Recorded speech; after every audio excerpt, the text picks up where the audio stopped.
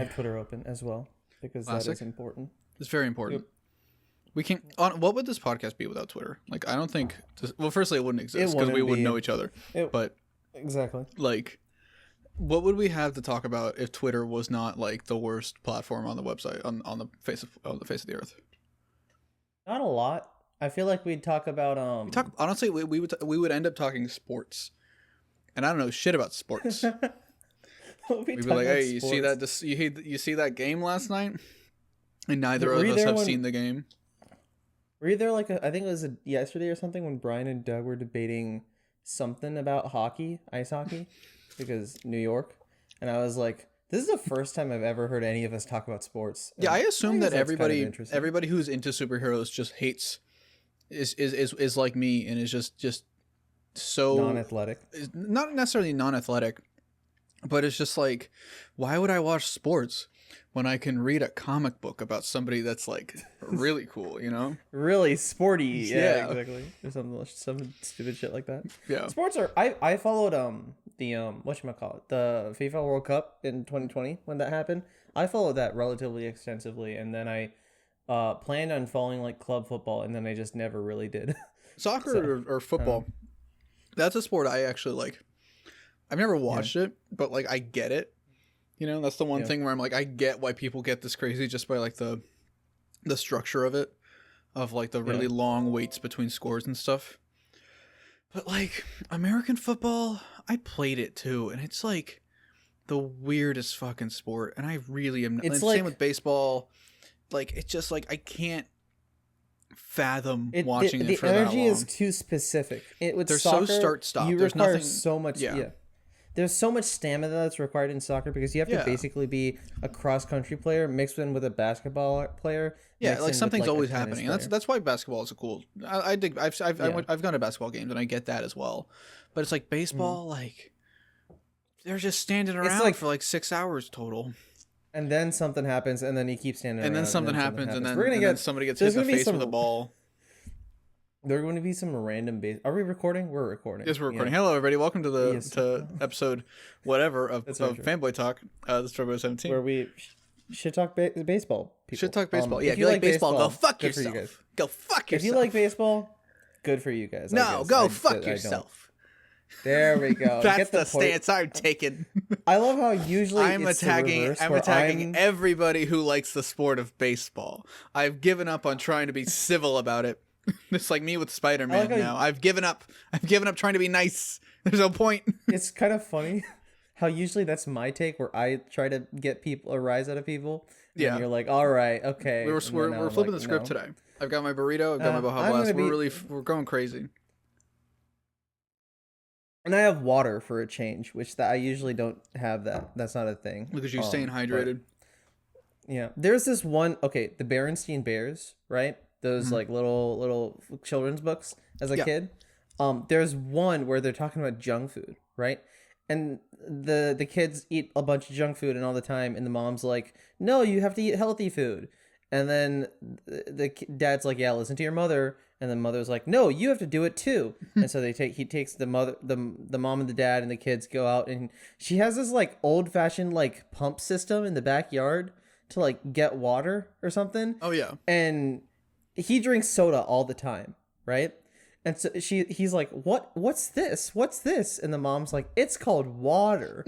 And like, I read it back like a few years ago, and I originally was like, oh, maybe it was just like a sarcastic thing. No, it was serious. It was a very serious, like, no, this is called water, and you should drink this. This bear has never had water in its life. Oh my god. Exactly. He has only had Hy-Vee off-brand cola, which that's like that. Good for do you remember him, that? Do you remember that iPad commercial that was like, oh my god, am I still recording?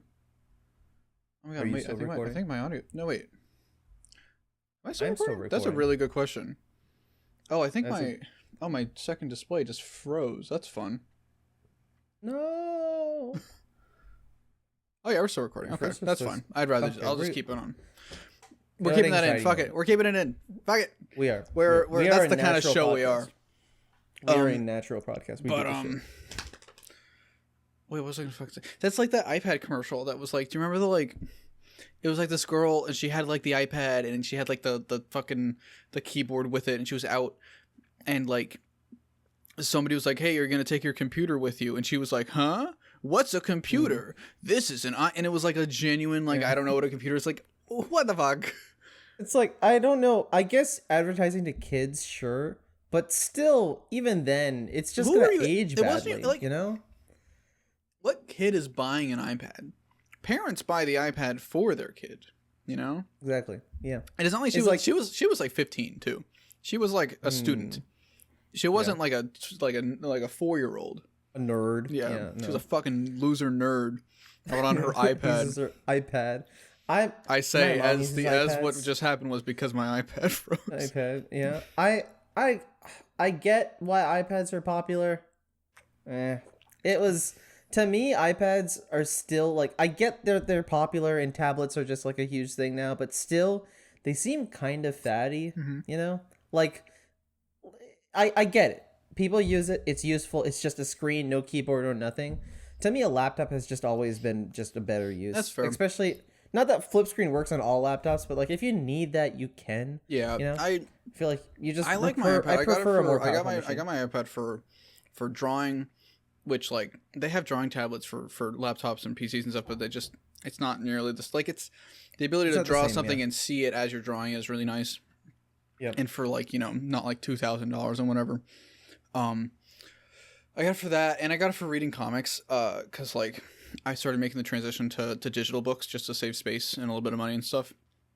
Yeah. And it is nice as shit reading comics on the iPad Pro, because it's got that like crazy, like, not to get it because I'm a fucking nerd, I'm a tech guy. It's got the 120 hertz display, so like flipping pages is like, oh, it's smoother than real life. Yeah. Like I think I probably wouldn't have finished Invincible if I didn't read it digitally. For just realistically, like the big compendium I had was really hard, but then when I got the same amount digitally through Kindle and shit, which like fuck Amazon, but like I read it on the iPad and I was like, okay, cool, I read that in like a week, just because it was like it's just so much easier, and like there's the whole thing about like wanting to feel the page, and like I get that. So there's like a middle ground. I think that's a specific need, though. I think there are certain books where you need that, and certain books where you don't necessarily need that. And I feel like you can go like depending on them. With me, it's like my stance is like, okay, I'll get Nightwing physically, I'll get Dark Knight's Metal, no, not Dark Knight, wait, Dark Knights of Steel. I'll get the Tom Taylor stuff physically. Any new issue that comes out that I'm like, oh, this looks really good, and I'm excited for, I'll buy that day one physically. But if it's a book that came out like 30 years ago, I'm not gonna go hunt down a trade, which like the trade's not even the quote unquote intended, form of viewing that. Because like the intended form is with the single issues. Like I'm not gonna go try and hunt that down. I'm just gonna read it digitally and on DC Universe or Marvel or whatever, or Comixology. That makes sense. Just because and just the subscriptions, like the DC Universe Infinite, it's not perfect because they don't have Sandman. If they did, it would be perfect. But like I don't know, it's close enough, and I like it. I did cancel them though because I'm not reading anything currently, but. That's what I did with Netflix too, where it's like I'm not really watching a bunch of Netflix movies. I canceled it.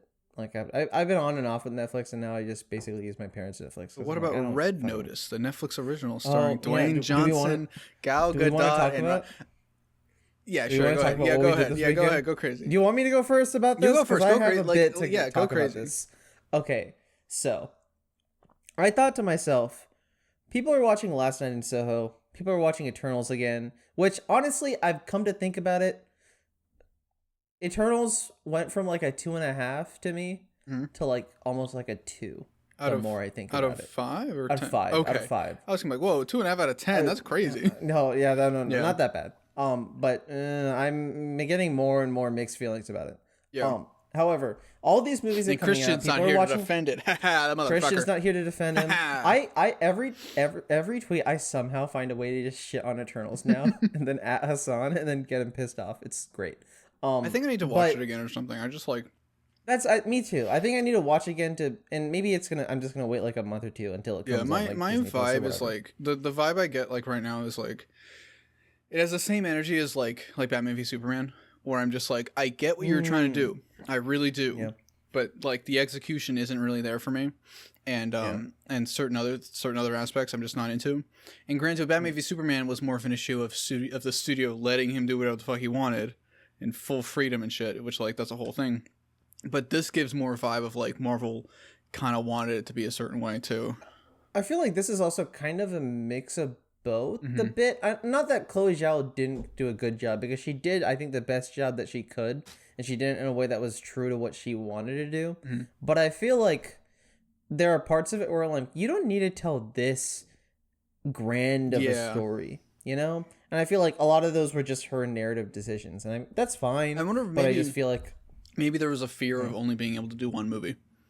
That might have been it too, because it's like because we were talking about it last week. Like, I think it would have been better just to make a not quote unquote smaller scope, but not about the whole celestial stuff, big gigantic scopes. Just make it about these eternal beings learning to love humanity. You know, that's all the movie needed to be about, and then do the other stuff later. But maybe they were like, we don't know. The villain should have been a billionaire. Oh, that's a good idea. So I actually haven't. There's a way to like I think rewrite. I don't know if you want to do an Eternals rewrite, but there's a way to rewrite it. You do it. Way that you good. I'll post it on my channel. I'll get the clout. I'll get the money. Okay. Yeah. And then I'll just do it for you. Yeah. I'll be down. I there's a way to fix Eternals, but anyways, I did not watch Eternals this week. I watched it like last week. People are watching Eternals again. People are watching Shang-Chi. People watch No Time to Die, which I watched No Time to Die. I will talk about that later. But is it out on VOD yet? It is on. Okay, I need to watch it. That's why I watched it. Wait, do I need to watch Spectre first? Watch Spectre first. I don't want to watch Spectre. Then watch like clips from Spectre. I guess it's just like, important that you know. Not that important. You just need to know like who Madeline is. And that's really it. But I really love Skyfall. And I was just like, I didn't want an ending. I like Skyfall was the ending, you know. Do you know who Christopher Waltz is? Yes. In Spectre? Yeah. Do you know? Yeah. Then I think you should be okay. Just refresh on who Madeline is, and you'll be fine. There are videos that fucking summarize it in like 6 minutes. But all these people are watching all these really interesting and kind of thought-provoking movies, right? In some way, shape, or form. And then I go to sit down last night, and I'm like, I need to just watch some movie. Christian wants me to watch a bunch of horror movies, but I'm a pussy. I won't do that. Hassan tells me to watch like fucking TASM for like the 5th time in the row. I'm not gonna do that. I swear, pick another movie. And so pick one other movie. And then Drifty might as well fucking leak Spider-Man No Way Home for me to watch, but I'm not gonna do that. So I sit down on my bed and I pull up Red Notice, and I'm like, you know what? I'm probably gonna go to sleep midway through. It's fine. I'm just gonna turn it on, and then that's it. Midway through the movie, I actually like start watching it like for real, and like I pay attention, and like I'll be honest, right? It's a by the numbers movie. It is a very by the numbers movie, and everyone who's like this movie was written by an algorithm, I can see that. Yeah. Even though it was written and directed by the same person, and you can kind of tell that was written and directed by the same person if you pay attention, you know? Which is a weird thing to say, but you can. This movie though, I had fun with it. Like, I don't know why. I had fun with it, and I don't feel okay for having fun with it. I feel like I did something wrong with this movie. You feel dirty for I feel dirty for liking this movie. And it's a little bit too long, but like it goes from like a heist-ish movie to like an action movie to like kind of an adventure movie. Okay. And like I kind of like the way that the plot progresses. And Ryan Reynolds is just Ryan Reynolds, but it's still kind of fun to watch Ryan Reynolds be Ryan Reynolds. And The Rock is kind of boring because he's The Rock, but like at least he's with Ryan Reynolds. And Gal Gadot is cool because she's sleek and sexy and awesome and problematic, but she's playing a good character, I guess. But I don't know. I finished watching the movie. There's a twist at the end, and I'm not going to spoil it for anyone who wants to go watch it. It doesn't really matter. Red Notice for us. For anyone. It did leave a little bit of a sour taste in my mouth, but at the end of the movie, when the credits started rolling, I'm like, this was like a less good version of Man from U.N.C.L.E. And I really, really like Man from U.N.C.L.E. So maybe I'm okay with this movie, you know? So like if they do a sequel, I'd be fine with it. This movie probably isn't going to get a sequel because it's a Netflix movie that made $1 million at the box office in the weekend because it went on Netflix, you know? So, wait, it came out in theaters too? I didn't know that. It came out in theaters briefly in like 750 theaters, and it made $1.7 million or something. Which, I mean, good for them, I guess, but it's really just the only thing I know about that movie was like the poster literally looked fake. It looked like one of those like fake movie posters that they put in the background of other movies while the movies are set, you know, while it's set at a movie theater or something. Yeah. And like I read the synopsis. The synopsis on Netflix tells you nothing about the movie. Literally all it says is Hobbs and Shaw star Dwayne Johnson reunites with Dwayne Johnson reunites with Hobbs and Shaw scene stealer Ryan Reynolds and previous Fast and Furious co-star Gal Gadot for laughs and larceny or something like that. It's like it doesn't tell you what the actual movie's about. And it's just, it's so funny to me that it's like the poster is just them, the description is just them. If you're going to watch this movie, honestly, it's a weird movie to say going blind for, but kind of going blind for it. I will say the one thing, they have this one drone, right? That they mount like a fucking red camera or some shit to. And those shots are beautiful though. There was like the first action sequence is Ryan Reynolds running around, and like escaping these guys. He's running around. Right? Love Ryan running around. Yeah, Ryan running around. And it's actually like they do this thing with other movies have probably done this, but they do the thing where it's like sweeping drone shots, but like in smaller locations, you know? So like Ryan, and it's not Ryan, it's probably like a stuntman, but he jumps like a table and then he goes off to like climb this ladder thing, and the drone like sweeps around right to just in time to cover the jump, and it looks super fucking cool. Like a lot of those action shots and a lot of the choreography was really, really good. And so for that alone, I think it deserves a few points. Okay. The plot is by the numbers, but who cares? It's a Ryan Reynolds. It's a Netflix movie. Like fucking. Exactly. Yeah. This is a movie that like I will probably, if I go home this Thanksgiving or for this Christmas, I will just, of all the movies this year, I've enjoyed some movies more, but of all the movies this year, this is probably the movie I will turn on and watch with my parents. Okay. Because it's just like the fun, dumb movie to watch, you know? So what you're saying is this was the movie that inspired you to be a filmmaker. Exactly. Yeah. This is the movie that inspired me to be a filmmaker. Yeah. And I think that they should get a run for the Oscars. Honestly, though, if they have like a cinematography thing for the Oscars, I wouldn't mind seeing this nominated. It's like it's got some great cinematography. Does the Oscars have stunt work as a category? No, not that's still bullshit. Doesn't. That is fucking horseshit. It really needs to.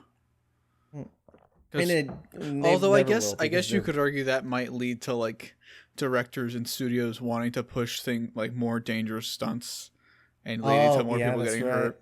So I guess you'd have to make it clear like most safe, best safe stunt work or something. Yeah, you have to do like regulations for that, or like if you break some regulations, you have to get disqualified. And like, because it's like Tom Cruise would be like, I broke my leg for this stunt, so I should get the Oscar for it. When it's like, no, that's the reason you shouldn't get the Oscar, because you fucked up the stunt.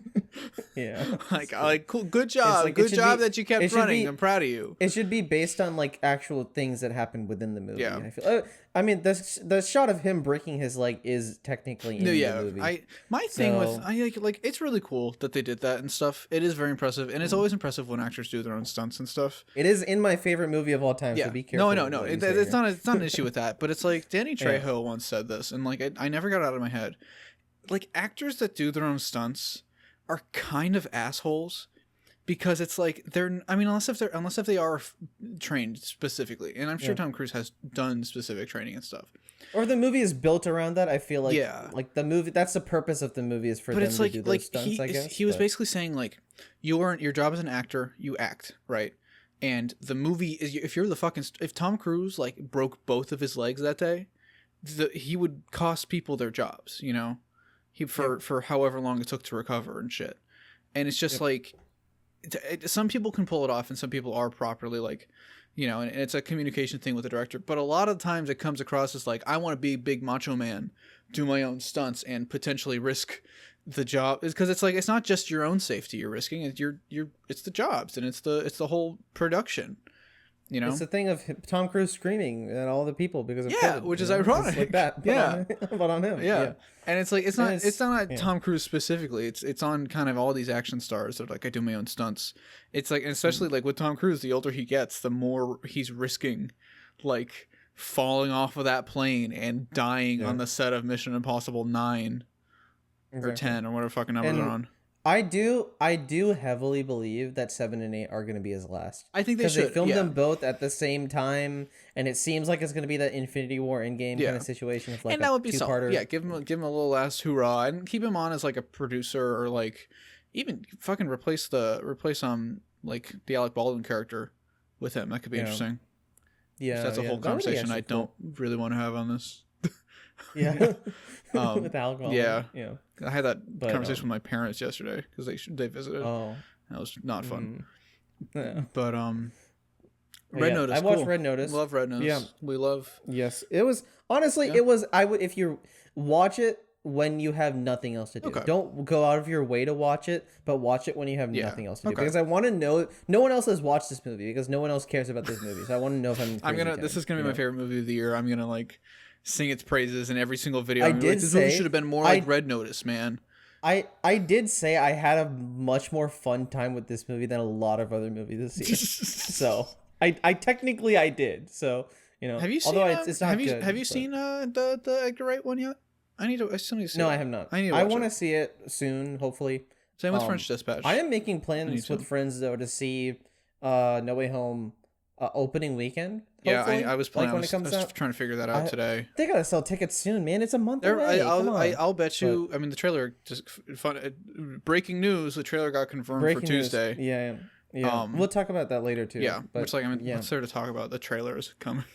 It's not here yet. Yeah, that's true. It's not here really yet. Much to talk about. That's true. There we go. We talked about it. I saw that. Yeah, but I'll bet you it's gonna end with tickets on sale now or something. You know. Yeah. Do we expect like endgame level of like, fuck, you have to buy your tickets as soon as you possibly can, or else everything's gonna be sold out opening weekend? I think so. Because it's like wait, I mean, it depends. There's a pandemic going on. Yeah. So that might make things a little bit easier. Okay. But like if you live in a big city, yeah. If you live in a big city, it's gonna get fucked. I live in the middle of fucking nowhere, and tickets like got capped off like within the first few hours here. So like it's for me, I think it'll be a little bit easier. But it's like, is this Endgame? I don't know. I guess if they show Toby in the trailer, if they show Andrew in the trailer, if they really make this the end game of Spider-Man movies, which they're trying to, fuck. Because we don't even know where. Like, I need to plan that. Then I need to figure that out. If you live in a bigger area, then you kind of have to plan for that. I'm just praying it's not a fucking midnight release like the last one. If it is with Endgame though, the difference with Endgame is they had like a specific date where they're like, tickets will go sale this date. That's true. So then over the course of a week there was build up for it. If it is just tickets are sold now, and then they just put especially a month in advance during a pandemic. Yeah, I think the other thing was like where I was during Endgame, there was only one movie theater. That was the only movie theater within like an hour. So like that was probably a reason why it sold out so quick too. Like even Thor sold out, and I had to like be quick with that. Ragnarok. Yeah. Because I lived. It was like a college town and stuff. That makes sense. Yeah, we'll see with that. But, I live near to a city, but there's like 5 theaters like outside of the town, so I feel like I should be okay. I think it'll be fine, but we'll see. Yeah. And worst case scenario, you don't have to. We don't have to. I don't have to go Thursday. I should go Thursday night. I want to go Thursday just because I want to use Twitter. Because I'm a degenerate, motherfucker. And I know Brian's gonna hate you. Brian's going to hate you. Brian's going to unfollow you and kick you from all the group chats. You're going to be unfriended IRL by Brian. If you know, I'm not going to say anything, but this December is not going to be a fun month for anyone who follows me. That's all I'm going to say. And I'm not going to say anything more. You said he was dead. I'm not talking about Clout Mithi. I'm not talking about Clout Mithi. I'm not saying anything. Oh, you've become Clout Mithi. It's just here's my fucking theory. Here's my theory. Here's your theory. I think Clout Mithi. I think this is actually the Clone Saga. Where remember with the selling point of the Clone Saga was that we don't know which one's the clone and which one's the real one. We don't know which one's Clout Mithi and which one's the real Mithi. Yeah, I think real Mithi died that night, and you've been Clout Mithi all along. Okay, the Clout Saga. That's what I'm calling it. That is an interesting theory. Somebody make that. Somebody make that poster. The how the 200 subscribers we have, the 300 viewers we get on every episode. Somebody make that poster with Mithi, the Clout Saga. I'm doing it. I'm doing it. Fuck it. I'll do it. A guy in the do it. That's gonna be the thumbnail. I'm gonna because that's not gonna get. No, I don't have any views. I don't have time to do that thumbnail. I'm so fucking busy. Man. I'm so fucking busy.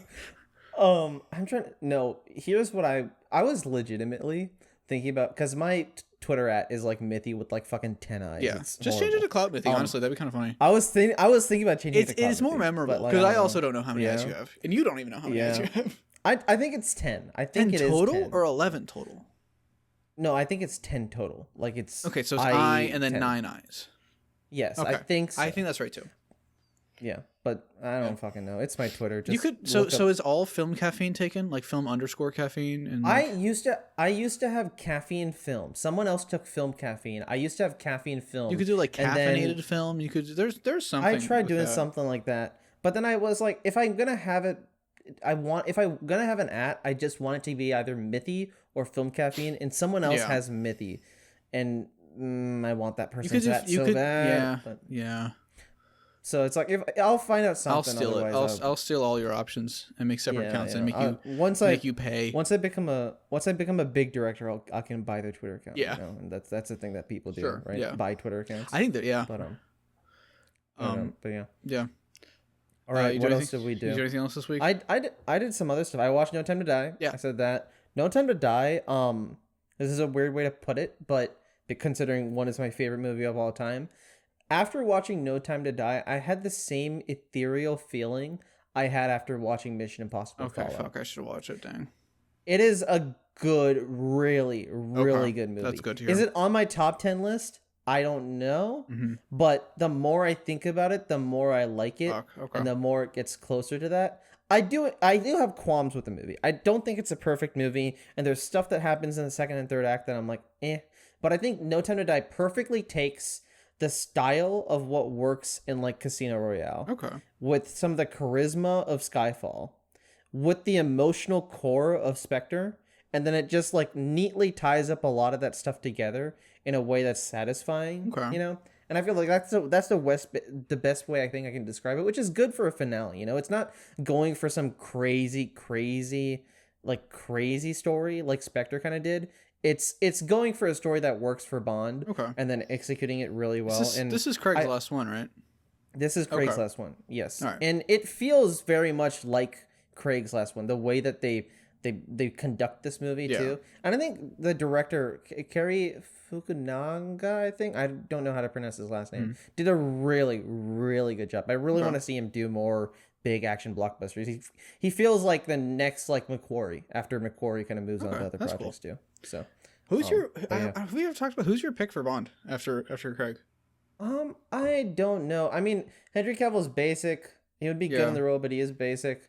I want to see after Tenet, JD Dubs is a weird pick, but I could see him doing it. Yeah. I could see him doing it. It'd be weird to cast an American though. That's my only thing. It would, yeah. You want to cast a British person. Like it'd be like to think of like, oh, he's British in the movie because they would keep him British in the movie. But then you see him do interviews and he's got this like American accent. Yeah, it's like okay, that's interesting.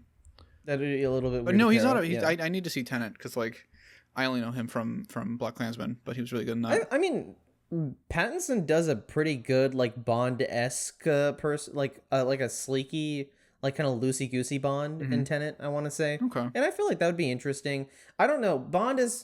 Craig has like defined Bond for so many people now, and with that, like the grounded, like almost Jason Bourne style from Casino Royale and stuff. Yeah, I kind of want them to go in like a full on like super stylized direction, like not Kingsman way, not Kingsman exactly, because Kingsman it's its own thing, and I don't want them to copy that.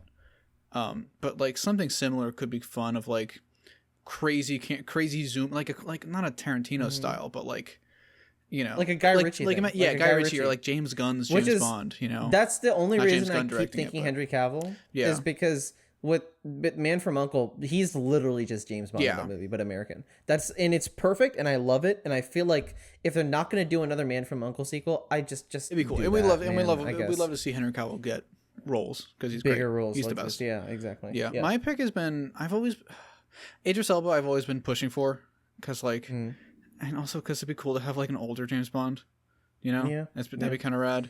But then it's like the movies have always been pushing that, right? Yeah, the movies have always been pushing. Oh, he's retired and now he's like, and it's like, do you want a younger James Bond, right? Kind of. I mean, well, that's what Craig was. Craig in Casino Royale, that was his first fucking outing. Was like a you know, or that was his. But then after that, it always became after Casino Royale and Quantum Solace, every single movie was like, yeah, I'm like, oh, I'm getting too old for this shit. I'm getting, yeah. It's like, I don't know if we want, if you're just gonna start, you don't want to repeat what Craig did. You want to do something completely different. But I feel like jumping right into an old person would mean that the franchise would have to take off. Like that would be like a one trial movie to see if it works, or just like I could just see a trilogy with Idris and then move on to like Dave Patel or somebody. People are saying Dave Patel and Daniel Kaluuya. I've seen people talk about. I'm on board with either of those, and then Idris Elba. People keep saying Richard Madden is going to be the next Bond, which that's so. It's okay. Like if I like nothing against the actors because I do like Richard Madden a lot. Like it sucks that Eternals wasn't really his best performance because he's a good actor. He's really good in Game of Thrones. I really like him. Like if it's another like if it's a traditionally handsome square jawed white man with dark hair, it's just like. Fucking really again? Yeah. You have like it's the this is like the seventh guy, right? Like, do we? One part of it is diversity, and another part is just I want change. Yeah. You know, I think it's less about diversity and just let's do something different. Because you can do something. Because it's like, if it were the second or even the third Bond, it could be like okay, like whatever. It's what works. But it's been like fucking 60 years, 50 years, of just the same shit. And I'm just something new, something fresh. You could, what I really don't want is and I'm worried that this is the direction that they're going because they're doing like those spin-offs, right? With that other character. Yeah, they might. I'm not sure. I don't know if they're doing those, but like, I don't want them to like continue the narrative, if that makes sense. Yeah, I want them to create a new narrative. I think the way because if they try to be like Marvel here, if they try to make it like a consistent storyline and they quote unquote confirm the theory that like James Bond's a code name and stuff, and they like really go in your face with it, it just feels so less interesting. Where it's like they're just movies. That's all they are. No Time to Die wraps up the story in a way that I feel like it's okay if they just move on to like another thing. Yeah, like set it in the fucking 60s, set it in the 50s. That'd be rad. There need to be more fucking more period. A 60s set James Bond. Oh god, that'd be so cool. Yeah. Speaking of 60s set, we'll talk about that later when we talk more about the Disney Plus Day stuff. But because we're still on what we did this week. What did you do? I talked about movies I watched. What did I do? I watched Spider-Man 2, which holy fuck, forgot how much I love that movie. It's the best. I watched Spider-Man 1. Holy fuck, forgot how much. No, I didn't forget. I knew how much I love that movie. I adore that movie. Yeah, that movie's the best. You get some good commentary. I think I did. I got some good moments. Yeah, I think people are. I don't talk about No Way Home at all in that because like I need to keep. You want the videos to age. Yeah. But that was a fun time. I watched. What did we watch? Watched a lot of Seinfeld, of course, classic, and then. This bad boy over here, this fucking war criminal. Okay, you have not told me anything about this Glee watch of yours, and I need to understand why it's obsessed over. We started watching Glee. Ironically, we've already seen Glee. Like Olivia has seen it all the way through. I've seen the first 2-3 seasons, I think. Like back when they were airing, and like we started watching it ironically. Like just to have on, and then we kept watching it, and then like these past couple days we spent 6 hours a day watching Glee. We finished so like it started where it was like okay, we did one episode every like 3 days, and then once we got to like episode 6 of season 1, we were like all right, fuck it, and we just finished season 1, which is 23 episodes, 23 45-minute episodes in like 2 days. So the show has like taken hold of you. Essentially, you're not watching the show; the show is watching you. If I wasn't making all these Spider-Man videos, I can guarantee that I would have fucking dreams about Glee. Luckily, there are dreams about No Way Home, which like I think that's probably worse.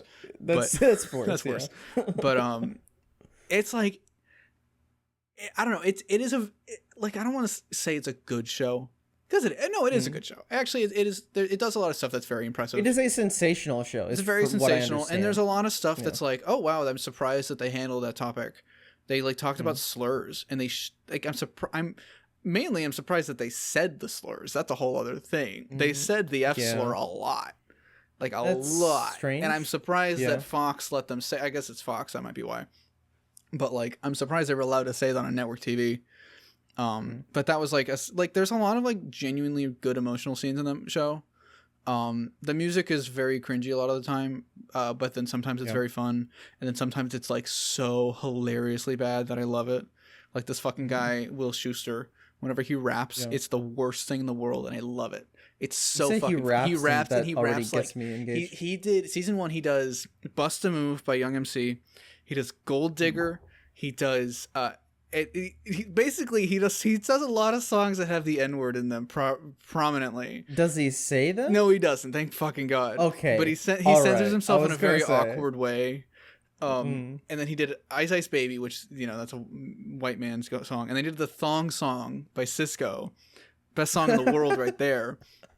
No. And it just, oh my God, he's the worst. If you haven't seen the show, like, I can't even, like, describe how much I hate this man. Because the only things I've seen from the show is because back when I was a Flash fan, with Grant and stuff. Yeah, Grant doesn't show up till season 3, so we haven't even gotten there yet.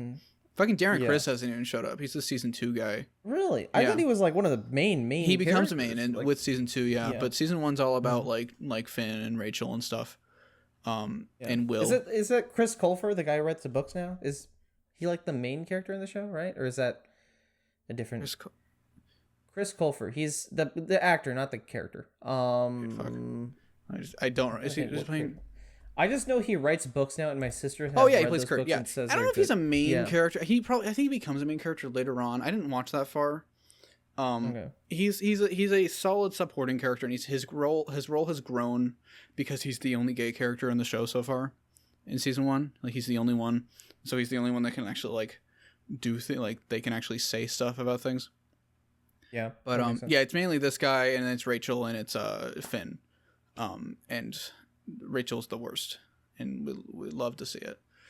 Yeah, but it's just, I don't know, it's just been a fun thing to just throw on where it's like we don't have a like show to watch right now. We just like that makes sense, you know. But it's taken over my life, basically. That's what I'm saying. That's good. Yeah. I mean, it's good to have like a thing like that too, because I feel like it's like a comfort show that I hate. You know, exactly. It's ironic. Yeah, and I feel like you need that thing to like sink your time in, just like randomly here and there. And I feel like for me, I've tried doing that with certain games. Like I've been playing Arkham City just like a bunch, just fucking mind-numbingly do that. City. And I still suck. I still fucking suck at the game. Gotta get good. Christ, get good, baby. I do. I need to get good, pussy. Good. There is this one like combat map though. This challenge map where it's like a freight train. Oh, and, the Black Mask one. Yeah, I hate that one.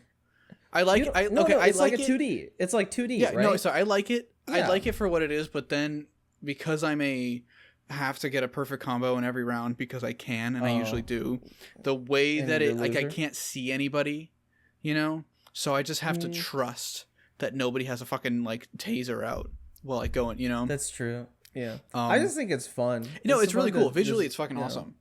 And that was a Robin map, so like that was really fun. Yeah, the map I hate the most, and this was the only one I couldn't get 3 stars on aside from like stealth maps, was the Joker one. The Joker like carnival one where like I have not been there yet. That's it's a DLC one. I don't know if it would even be on your I don't know. I have to check. I do family sharing with Scribe, so I have to check with them. It's like a regular combat map, and it's like infinite and stuff, but you have to like bank your points. And if you get hit, you lose all your points. Or you lose all the points in your bank. It's like it's like the weakest link. Yeah, and the more points that you make, the more you have to like the harder the enemies come in. That's a little too intense. It's kind of a lot. And it was more just like I can only do it as Batman because like Batman was the only guy that had the disarm and destroy thing to like get rid of guns and stuff. Which sucks because I was always best with Nightwing because I love Nightwing, the king. My boy. I think I've unlocked like in main game because I haven't played any fucking real new game plus stuff yet. Because I suck at the game. I need fucking triggers because I'm a dumb bitch. Although I'm not bad, it takes me time. But in main game, I think I've unlocked everything so far. I think I just have to do Riddler trophies, and I hate Riddler trophies. Yeah, there were so many in that game. There were way too fucking many in that game. Too many. There are too many. Yeah. Yeah. But yeah, no, Arkham City has been fun. I'm trying to think of what else I did. I'm playing. I don't know if I'm playing. I haven't played like the story and stuff. I was gonna stream it today, but I'm replaying. I've been putting on Spider-Man just for fun. That's a good game. That's a fun one. Yeah. I'm trying to figure out the rule because I want to do a Miles stream. Is better? What? I was gonna ask if do you think Miles is better gameplay wise? I think. Well, I don't know. It's like I think the swinging is better in Miles because there's more animations and like the tricks work a lot better. Where it's like every like in the first game the tricks was just front flip, back flip, twist, and like that's kind of it. But in Miles it's like depending on your orientation, you know, you can have like a whole myriad of tricks you can do and they all flow really well. And it's like it encourages you to do a lot more interesting stuff, and I really dig it. But I don't know if I would say it's necessarily better. You just think it's there. I just have more fun swinging as Miles, but I think and then the combat in Miles with the Venom Strike stuff is good. It's very fun. But it's less like I really love the feeling, and maybe it's because it's just so overpowered. But in the first game, if you had a web bomb, you could fuck up anybody. Like the little storefront robberies that they have, you know? Yeah. Like if you just throw a web bomb in there, they're done. They just instantly web to the wall, you're out. It's actually pretty cool. It's so satisfying to just like show up, take out like fucking 6 guys and leave in like half a second. I love feeling that way. Miles doesn't really have that because Miles kind of has a web bomb with like if you web somebody up while they're like all electric-y, then it'll do it. It's harder to do, and it doesn't have because the other thing is the concussion blast. If you're on a roof, you just blast them all off in a shot. It's so much fucking fun. I love that. And I feel like that's the thing with these games like Spider-Man and Arkham Knight and stuff is because they're inherently similar games, right? Yeah. But I think with these kind of games, the whole thing of like, oh, you feel like these characters, which is a meme. Let's be honest, it is a meme at this point. But I think with the whole chasing that feeling is a happy medium between like stuff where it is extremely linear, not like Uncharted, but like getting kind of like Uncharted, to stuff like fucking Skyrim and stuff where it's just completely open. And I feel like with Spider-Man, although Arkham Knight is still my favorite game just because I fucking love sinking time into that setting. Spider-Man does give you more opportunities to just be creative in general. Yeah. Where I feel like with Knight, it's like I try to be creative with the tank, and there are opportunities when I can be creative with the tank. Yeah, but even it's then, fun to do that. Yeah. But it's like there's a big tool and then there's nothing. And I feel like with Spider-Man the gadgets, I don't even do the electric stuff. I don't do the drones. I don't do like there's so much like stuff you can do. And I watched this whole video creative, of like even just like the swinging. I watched this whole guy like do these crazy tricks with like things that weren't even intended for swinging. Like the ground pound thing, you can do that and build up like crazy speed really fast, and then go into a swing. Pretty cool. And then like if you dodge into the wall, you can wall run faster and stuff. It's like just stuff like that is interesting. And I really want to do a stream where I don't web swing. And so what I was doing today is I was trying to figure out what is a web swing, like what moves count as a web swing. So you don't do those, yeah, because I was trying to do it so it was like if I could get across the map relatively quickly without the music starting, because that's how I was gauging it, then that would be a good way to do it. But the problem is the music starts every time you go into a free fall. So like if you jump off a building, it automatically starts, and it's like okay. But yeah, no, Spider-Man's a good game. You just need to walk. You just gotta walk. Honestly, just walk on the street. Just give people the finger. Well, if you do, there's a good amount you can actually do without web swinging. It's just a matter of like there's the chases and stuff too. That's like you can't get super far along in the game and stuff. But like the charge jump and then the quick recovery, and like Olivia said that the point launch counts as a web swing. I don't think it does. I don't think pulling yourself counts as a swing. I think a swing is a swing, and that's it. But you're shooting the web shooters. But you're not swinging. You're pulling. You're zipping. Yeah. The comments are going to get at you. No, I know. The comments are going to get at you. I know how Spider-Man fans can be. Yeah, and you're going to say, fuck you, Spider-Man fans. Yeah, speaking of Spider-Man fans, speaking of Spider-Man. Yeah. You want to get into the Disney Plus? I don't actually know what happened. Wait. All right. Yeah. You want me to give you the rundown? Because I live streamed this. Oh, you did? I missed that, I guess. I did. We didn't do much.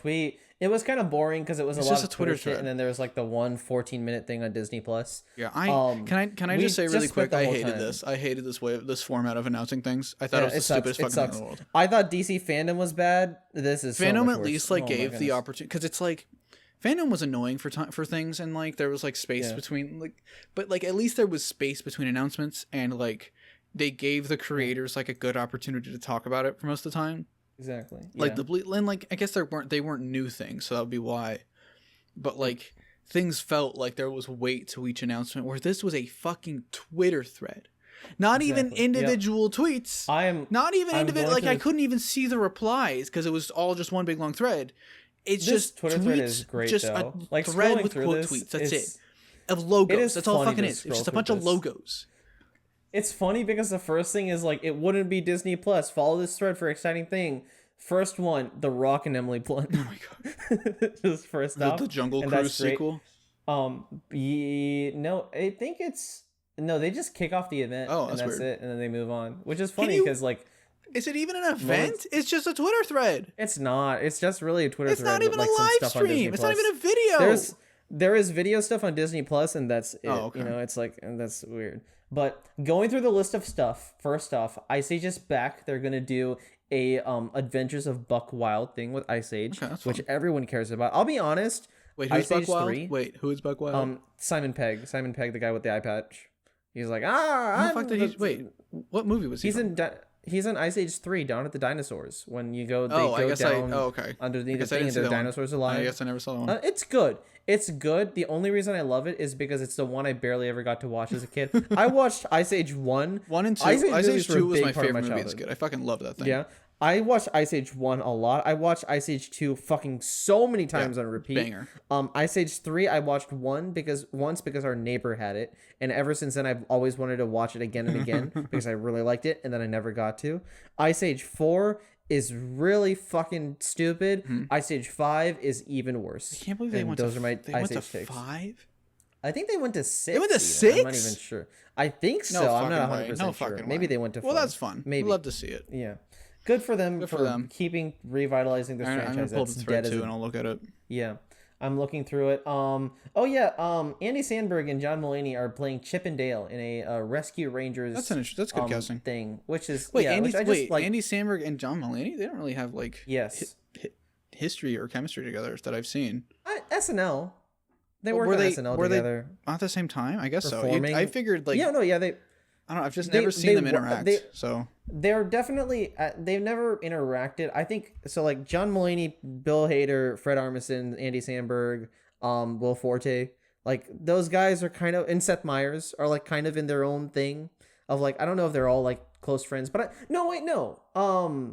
There was that one story that John Mulaney said on like Conan or something about them like joking around about Lauren's like I guess so, yeah. Perfume or whatever. I think they probably have chemistry. I'm sure they'll be fine. I'm sure, like, just like when I think of like, it's gonna be fun. People that you think of moments, yeah. When I think of like, when I think of people that like John Mulaney has like had visual chemistry with, I think of like Bill Hader and like Pete and stuff. Imagine if it was Pete. Should have been Pete and John. That would be fucking hilarious. Pete, that would be kind of funny.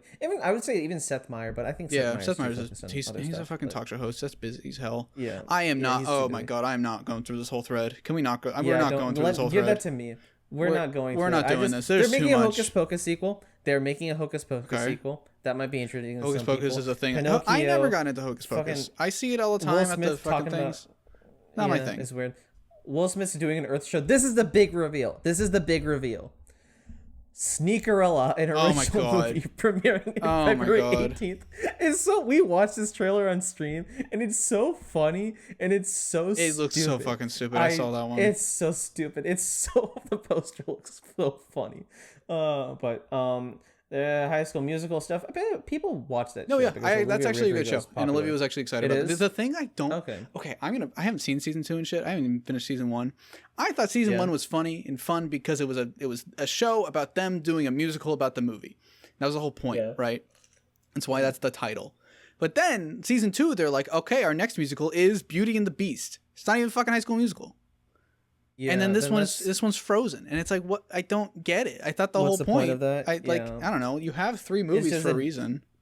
They're just taking the big Disney franchises. Yeah, and it just feels kind of strange to me. Which they're doing. I don't know what Willow is, but it's Warwick Davis. The only reason I was excited for it is because Tony Revolori is supposed to play a good big role in it, and I like more work for him because he is a really cool dude. And he doesn't make Instagram stories about how women are his bitches. That is a reference for people who haven't seen Jacob Batalon's Instagram. That's all I'm gonna say. Go hunt for it yourself. It's kind of weird and fucked. That's weird. Yeah. Zootopia shit. Who cares? Mauricio cares. Actually, no, he doesn't because it's not about the main characters. X-Men. Did you hear about X-Men 98? I did, and I'm gonna be real. I don't give a fuck. I'm sorry. Yeah. That's the word. That's the least interesting X-Men show.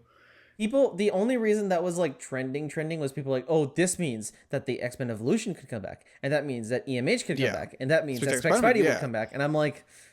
Maybe I don't know. Like I'm sure it'll be fine. I mean, it is a good show for what it was. It was there's a reason why a lot of people are into X-Men. But it's like Evolution is so fucking good. Evolution is fucking fantastic. It's nobody talks about X-Men Evolution. I'll do a video on X-Men Evolution sometime next year. Like it's so good. Like I don't know. It just kind of blows. It'd be like if they brought back. The MTV Spider-Man would actually be kind of cool if they brought back. Like anyways, if they brought back Spider-Man Unlimited, and it's like cool. What about this one? What about the one that was really good? Yeah, you know. Yeah, that's kind of Actually, Spider-Man Unlimited is also really cool. That's not even good. Like if they brought back '90s Spider-Man, of like I get it. Yeah. You know, Christian would be like, "Why are you shit talking?" I'm not shit talking. I'm not shit talking. I love 90s Spider-Man. I love 90s Spider-Man. You're shit talking 90s Spider-Man. Listen, there's no need to continue it because Xavier's already continuing it in a perfect way. That fan comic's really good. It's really fucking awesome. I need to read it. It's really great. I need to read it.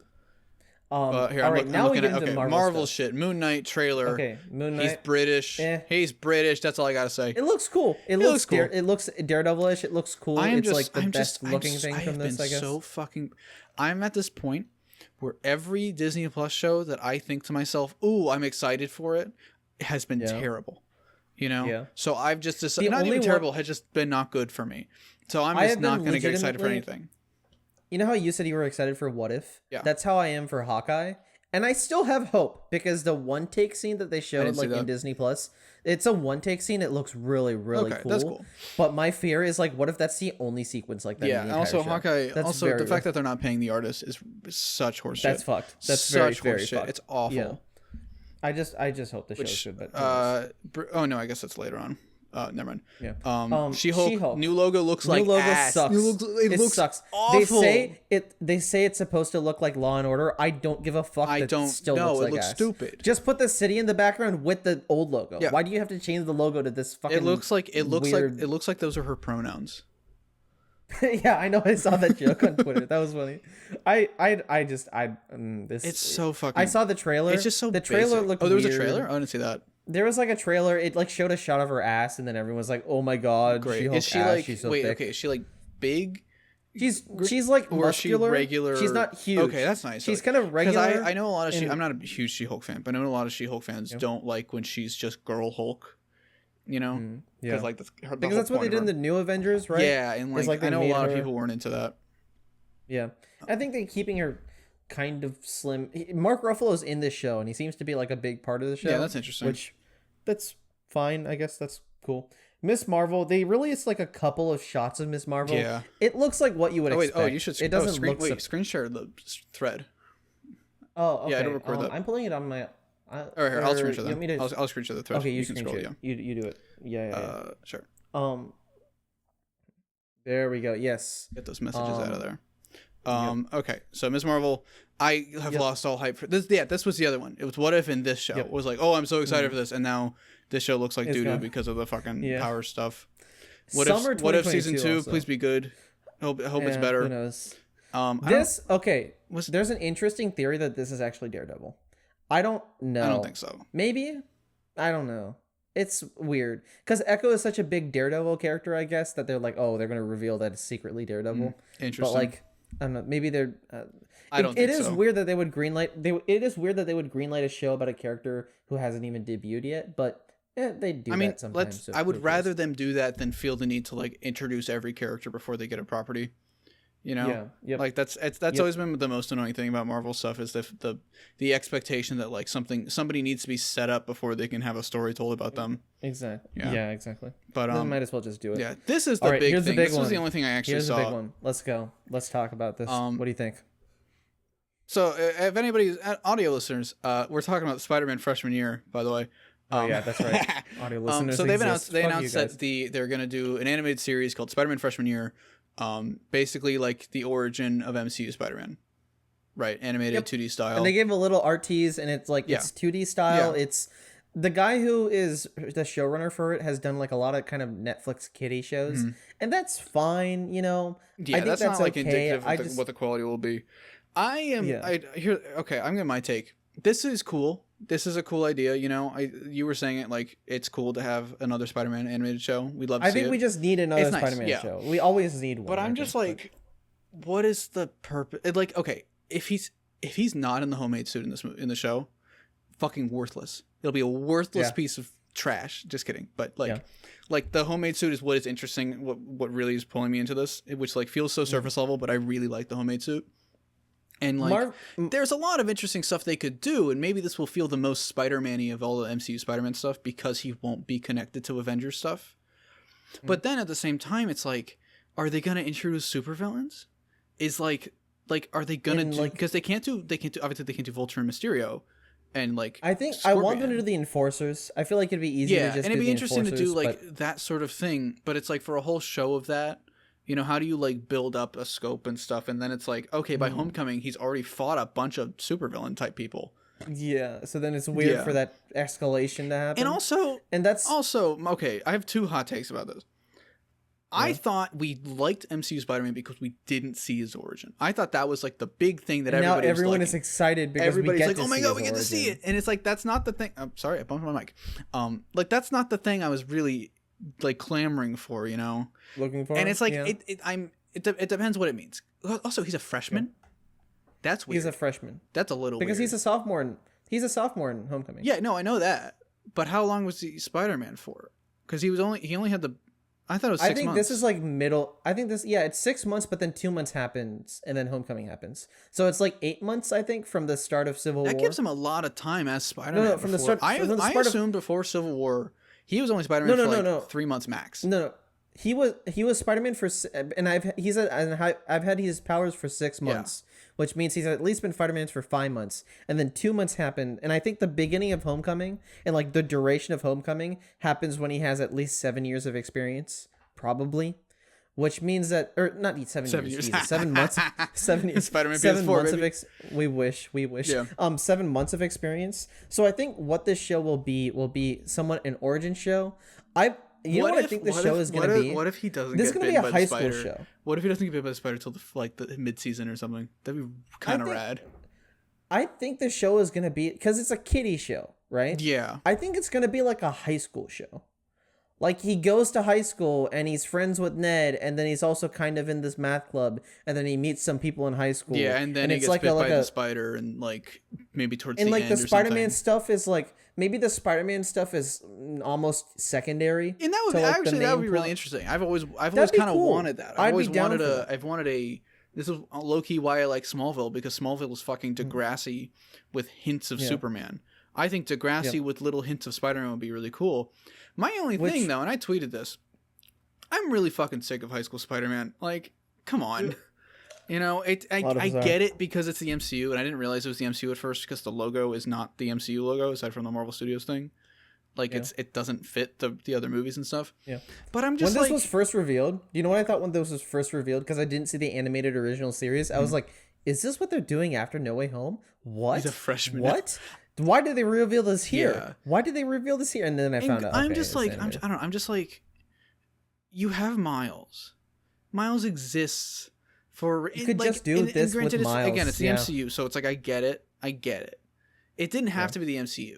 You know, this didn't have to be connected to shit. This could have very easily just been Miles is a student in high school and Peter is his teacher, both as Spider-Man and as a science teacher and shit.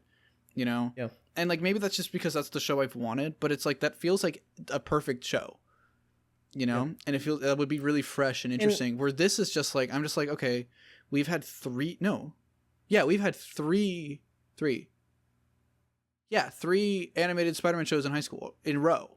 Yeah. Spectacular Ultimate, and then the XD show. And now 4. This is the 4th one in a fucking row. Yeah. And I'm just like, fucking, for real? There's like, he graduated in 1965.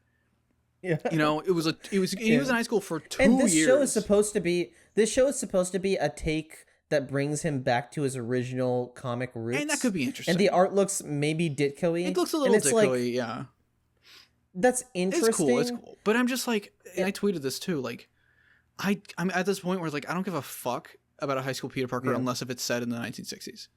Because that would be cool as hell. Yeah. You know? Yeah. Like some a life story type show. And I don't know. This could be cool. And I don't want to shit talk it because you know how Spider-Man fans get. This could be very cool. Exactly. Yeah. And I'm very interested. My mindset going into this is very much this is a show made by a guy who has done show for kids. Yeah. This will be a kids show. More so than even What If, this will be a kids show. Which is this will be basically a PG show. You're right. It'll be even more like, it will be like it'll a be PG like the show. It'll be like the Marvel Zombies episode where they did with how they did Spider-Man. It'll kind of be like the Marvel Zombies episode. No. But I'm fine. No. That's concerning. Part of me is fine with that, only because it's like, okay, Spectacular Spider-Man was also for kids. Yeah. There are things in Spectacular Spider-Man that were like very, very kiddie. It's the way that they handle the story. That's true. It's the way they handle them. Exactly. Yeah. And I think there's a way to do this. And especially if this show is going to be a weird hot take. The Marvel Spider-Man XD show. It's shit, right? We all hate it. Yeah. The origin story episodes they released on YouTube. Yeah, the web series. Yeah. Those aren't bad. They're fine. I don't hate them. It's like very it's very kiddie, but then when it gets emotional, it's cool. It's got its own issues of like we didn't meet Uncle Ben until he died. Yeah. You know, like it's just like there's weird things of like how do you fuck that up? But and I'm not I know some people are into this. I'm really not into the great power as a math formula. Thing, that's kind of stupid. That doesn't work. That looks forced. Which I've got. Because it's not even a real formula at all. I have so many Spider-Man hot takes. I did AP chemistry. That is bullshit. That is a fucking bullshit formula. Yeah. It doesn't mean anything, which is fine. Can I have this opportunity to be on my soapbox and talk about my Spider-Man hot take? I'm gonna stop screen sharing because it's not about this show or anything. Yes, it's about you. I am really fucking tired of STEM Spider-Man. I get it. I get why people are like into it. I get that it's like integral to him. I was watching Raimi 1. And Raimi, in the first Raimi, he is a nerdy guy that is interested in science and works in science, but photography is still a passion to him. He still likes it, you know? Like, he literally says to MJ, I want to be a photographer. I want to get a job in photography. And it's like, it's just so unrelatable all the time when every time we see Peter, the science stuff is fine, you know, but like every time we see Peter, all he does is fucking sciencey STEM shit. And we don't see this like artistic side of him. And so many stories treat the artistic side of him as like just a cash grab to get money, which is like weird, you know, because it's like a lot of the media portrays it as like he's interested in it. And it's kind of lame to see like, I don't need him to become a professional photographer or anything. He works best when he's a science teacher, but I don't like him when he's a scientist, you know? And I just think like so much media kind of forgets the artistic side of him, and that's why they're giving it to Miles now, which like it works really well with Miles, but I don't know. That's my hot take. They're separating him a bit more. They're separating a bit more, and because it's like I kind of relate to Peter too in that way, where it's like I'm into film shit and all this other stuff, but I mean I'm doing data analytics. Yeah, for God's sake. It's like I majored in bioengineering and I'm a YouTuber. I think that is the most like that's the most fucking like that's exactly what he's doing. He's basically a YouTuber. Exactly. J. Jonah Jameson is just the YouTube algorithm. And there's a way to he is fuck Susan. But I think there's a way to balance that better than what they've done with basically it was really a lot the of just XD these show that kind of like pushed it for me of just like, oh yeah, does he even take pictures in this? Yeah. And same with Homecoming, where it's like, oh, and Homecoming had the vlogging shit, and that was really fun. He had and then they just and then they let go of they it just completely. Forgot it completely. Yeah. And now he is all about science, suits. and and it's does that count as art for you? Is when he made the suit? Okay, in the Tucker thing. Well, the thing is, he didn't make it. He didn't sew that shit. He didn't. He had a 3D printer do it, motherfucker. That doesn't count. No, expensive. it counts. I have a 3D printer, but I don't know. It's I guess that's true. Is it? I mean, cosplay is art. That's not the debate here. Is that gonna be his thing now? Is that he's a cosplayer? Oh fuck! Oh but, like, no! He's still Oh no! And that's why he shows now? up with a different suit every movie because he's just like, I want to make something new. Did you see? Okay. I just saw Sorry, I'm in a Spider-Man mood for the first time in a whole year, so I'm actually excited to talk Spider-Man. I finally saw the Infinity War concept suit. That was the first time I ever saw that. Yeah, that looks awesome. There's so many. That looks so many different Infinity War concept suits. I think Marcio tweeted it.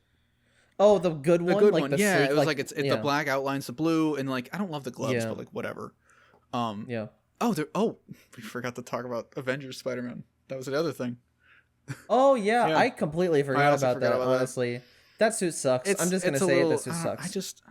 I understand. It looks like the TASM suit, but worse. Yeah, and every modern Peter suit is trying to be the TASM suit now, of like blocking things off and adding extra lines and like making the weird gloves, and it's like the TASM suit works for what it is, but if every suit has been the TASM suit in a way, and like I'm just like fucking. Can I just like they set up the Avengers suit as like the Ditko suit, forever ago when they announced it, they were like, we're not going to do what Insomniac's doing, where it's going to be full on Ditko, and it's like I was expecting like black and red and the big fat symbol and like web wings and like really thin eyes and shit like that. Which they have a bunch of suits now. Like they announced suits that are more in line with the Ditko stuff. The sweater vest suit is more like that, and I love that suit, and I don't really want to pay $60 for it, but you know, but I don't know that. But the Avenger suit isn't really my thing. I think I'm just looking forward to see what they do with that story. I don't think it matters. I want to see what they do with gameplay. Like, that's what I want to know. How the fuck are they gonna make him? That's true. Because there's a lot of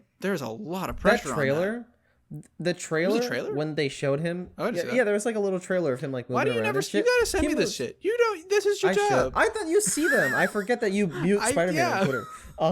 But the trailer shows like him swinging around. Okay. And like he's really slow. Like it's very non-kinetic. They would do that. He's like ooh wah punch, and it's just really slow. That's what I was talking about in that video about Avengers. Like every character has to play the same, you know. Yeah. And they don't even have classes. They don't have like me. I'm all about like class equality and shit, but like Mr. Socialist here.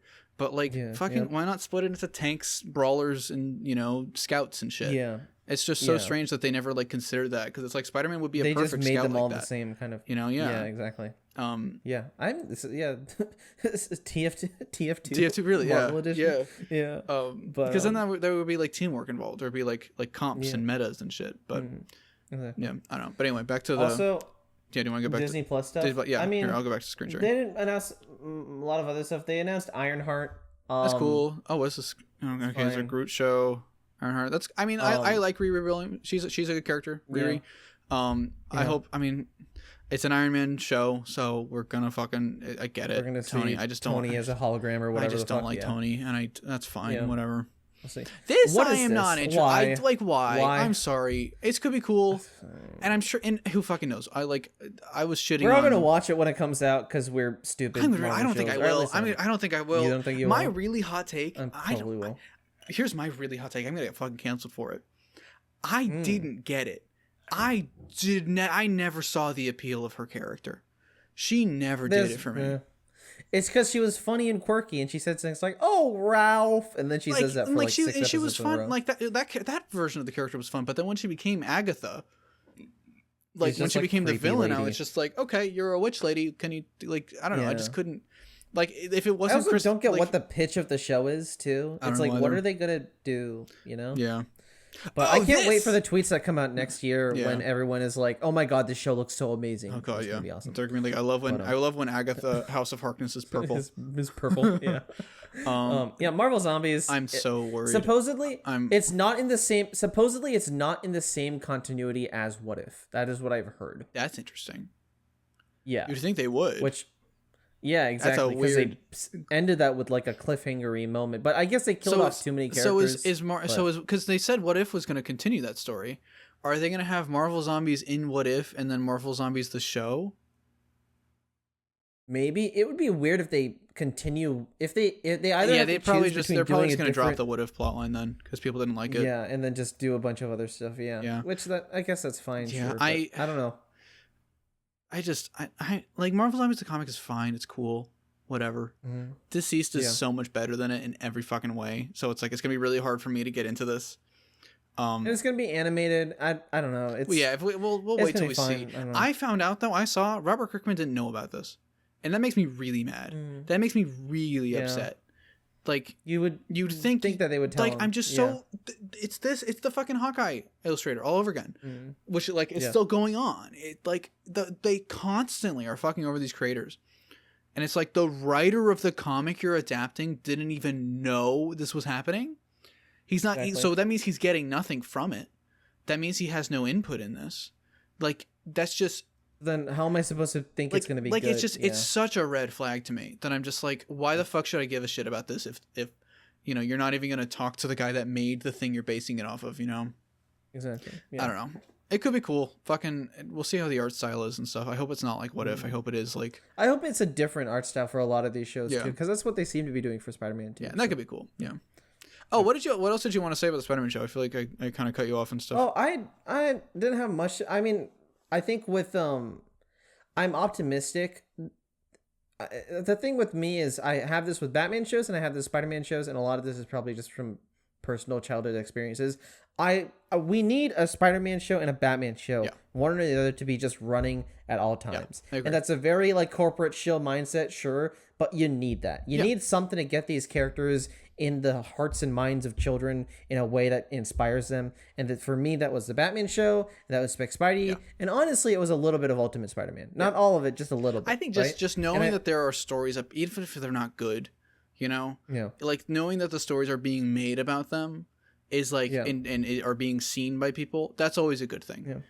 Whether even if it's quote unquote the problematic billionaire worship from the MCU stuff, it's like whatever. Even if it is that, it is still a story about good people doing good things for the good of mankind, whether or not And originally I was like, oh, okay, this is a Marvel Studios thing. It's going to be an MCU thing. That's weird. But I thought about it. And I think the problem with the Disney XD show is it kept trying to force itself into the MCU, which it had nothing to really do with the MCU. And so people were tired of it and people didn't really care. So it had no reach. Like, not a lot of kids watch this shit. But now that this is on a streaming service, it's tied to the MCU, so kids are going to be watching it. That's interesting. That at least means they have a bigger platform to tell a better story. Yeah, I just hope, I hope they do that. I hope, because my thing with the XD show was that, like, it was very much like talking down to kids a lot of the time. It felt like it was very, it had this energy of like, it's just a kid's show, so don't give it any money, don't put any mind to it, just fucking shit. And like, I'm more so going to blame studio stuff and budget on that. I think the creators were doing the best they could, because they clearly liked Spider-Man. They did fucking superior Spider-Man. There are moments in that show where you can see a little seedling of something. It's a matter of just like, fuck, they don't have the budget to actually like animate this. They don't have the time to like properly tell a story. And it's just like, I hope that the studio and the production behind it is like, oh yeah, kids will watch this, but kids aren't idiots, and kids are easily influenced, but kids like know what is good, so I hope I don't know, if it is a kids show, don't fuck it up. We already have a baby show, quote unquote, for like really young kids, and that's which I like. That seems fun. That's fine, but I don't know, there's potential here. I hope it's just. I hope this should be for middle schoolers. This should be for middle schoolers. I hope it's just fine at worst, and I can just like ignore it. Not even ignore it, but just like, okay, cool. There's a Spider-Man show, and it's not awful again for once, for the first time in a long time. That makes sense. But Secret Invasion is Secret still Invasion, happening. The new logo looks better, but I guess so. Weird. Did you see the bearded? I did. It's weird. He looks funny. He looks funny. Yeah. He looks like old Obi-Wan, or not, what's his name? Mace Windu. He looks like old Mace Windu. Maybe that's what they're doing. Maybe he had to grow the beard out for Book of Boba Fett. I feel like he probably will be in that. Maybe. Who knows? He could be a fun surprise cameo in that. I think the fact that they released like the Secret Invasion poster at the end makes me think maybe it's going to be a bigger show than we assume, which would be nice. Secret Invasion's a big thing. You'd think it'd be a big show. But they say the way they pitched it was like, oh, Emilia Clarke's in it. and then it's Nick Fury, and then it's like, is this like Captain Marvel but in space and like not with Captain Marvel? And it's like, okay, whatever. Yeah, I don't know. So the Secret Invasion plotline is really interesting, and I hope they do that well. The logo looks cool, at least. Was this all the stuff? Okay, I guess it wasn't as long of a thread as I thought it was. Yes. Oh, because I skipped over like 100 of the like all this shit. Yep. Sneakerella, gonna be the best movie in the world, right? I think Sneakerella is going to beat out it's gonna beat out Endgame. It's gonna beat out Endgame at the box office, and it's going to beat out Spencer at the Oscars. Of course. Sure. So, which I want to watch that. I haven't watched that yet. I know that's like High Top's favorite film. Oh, really? I think. So yeah. I'm gonna go pee really quick. I'll be right back. Go pee. This is probably edited out, but I'm gonna sing anyway. I have 947 followers on Twitter, and you should give me more because I'm close to 1,000. I am also at 940, just 940 subscribers on YouTube. So subscribe to my YouTube, please, because I can get to 1,000, and then I can get to 1,000 on both of them, and that will be so epic and cool. And I can give all of you guys cookies. Don't you guys all want cookies? That's gonna be awesome. You should subscribe to my channel and follow me on Twitter to get a free cookie, because I'm definitely gonna give you guys all a free cookie. And oh my god, Troy's background is just staring at me intensely, and I'm scared. Jesus Christ, it's terrifying to see this man in his piercing eyes. But yeah.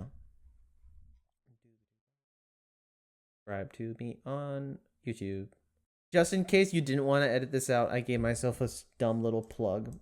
We'd love to see it. We love to see it. You could also, all right. But yeah.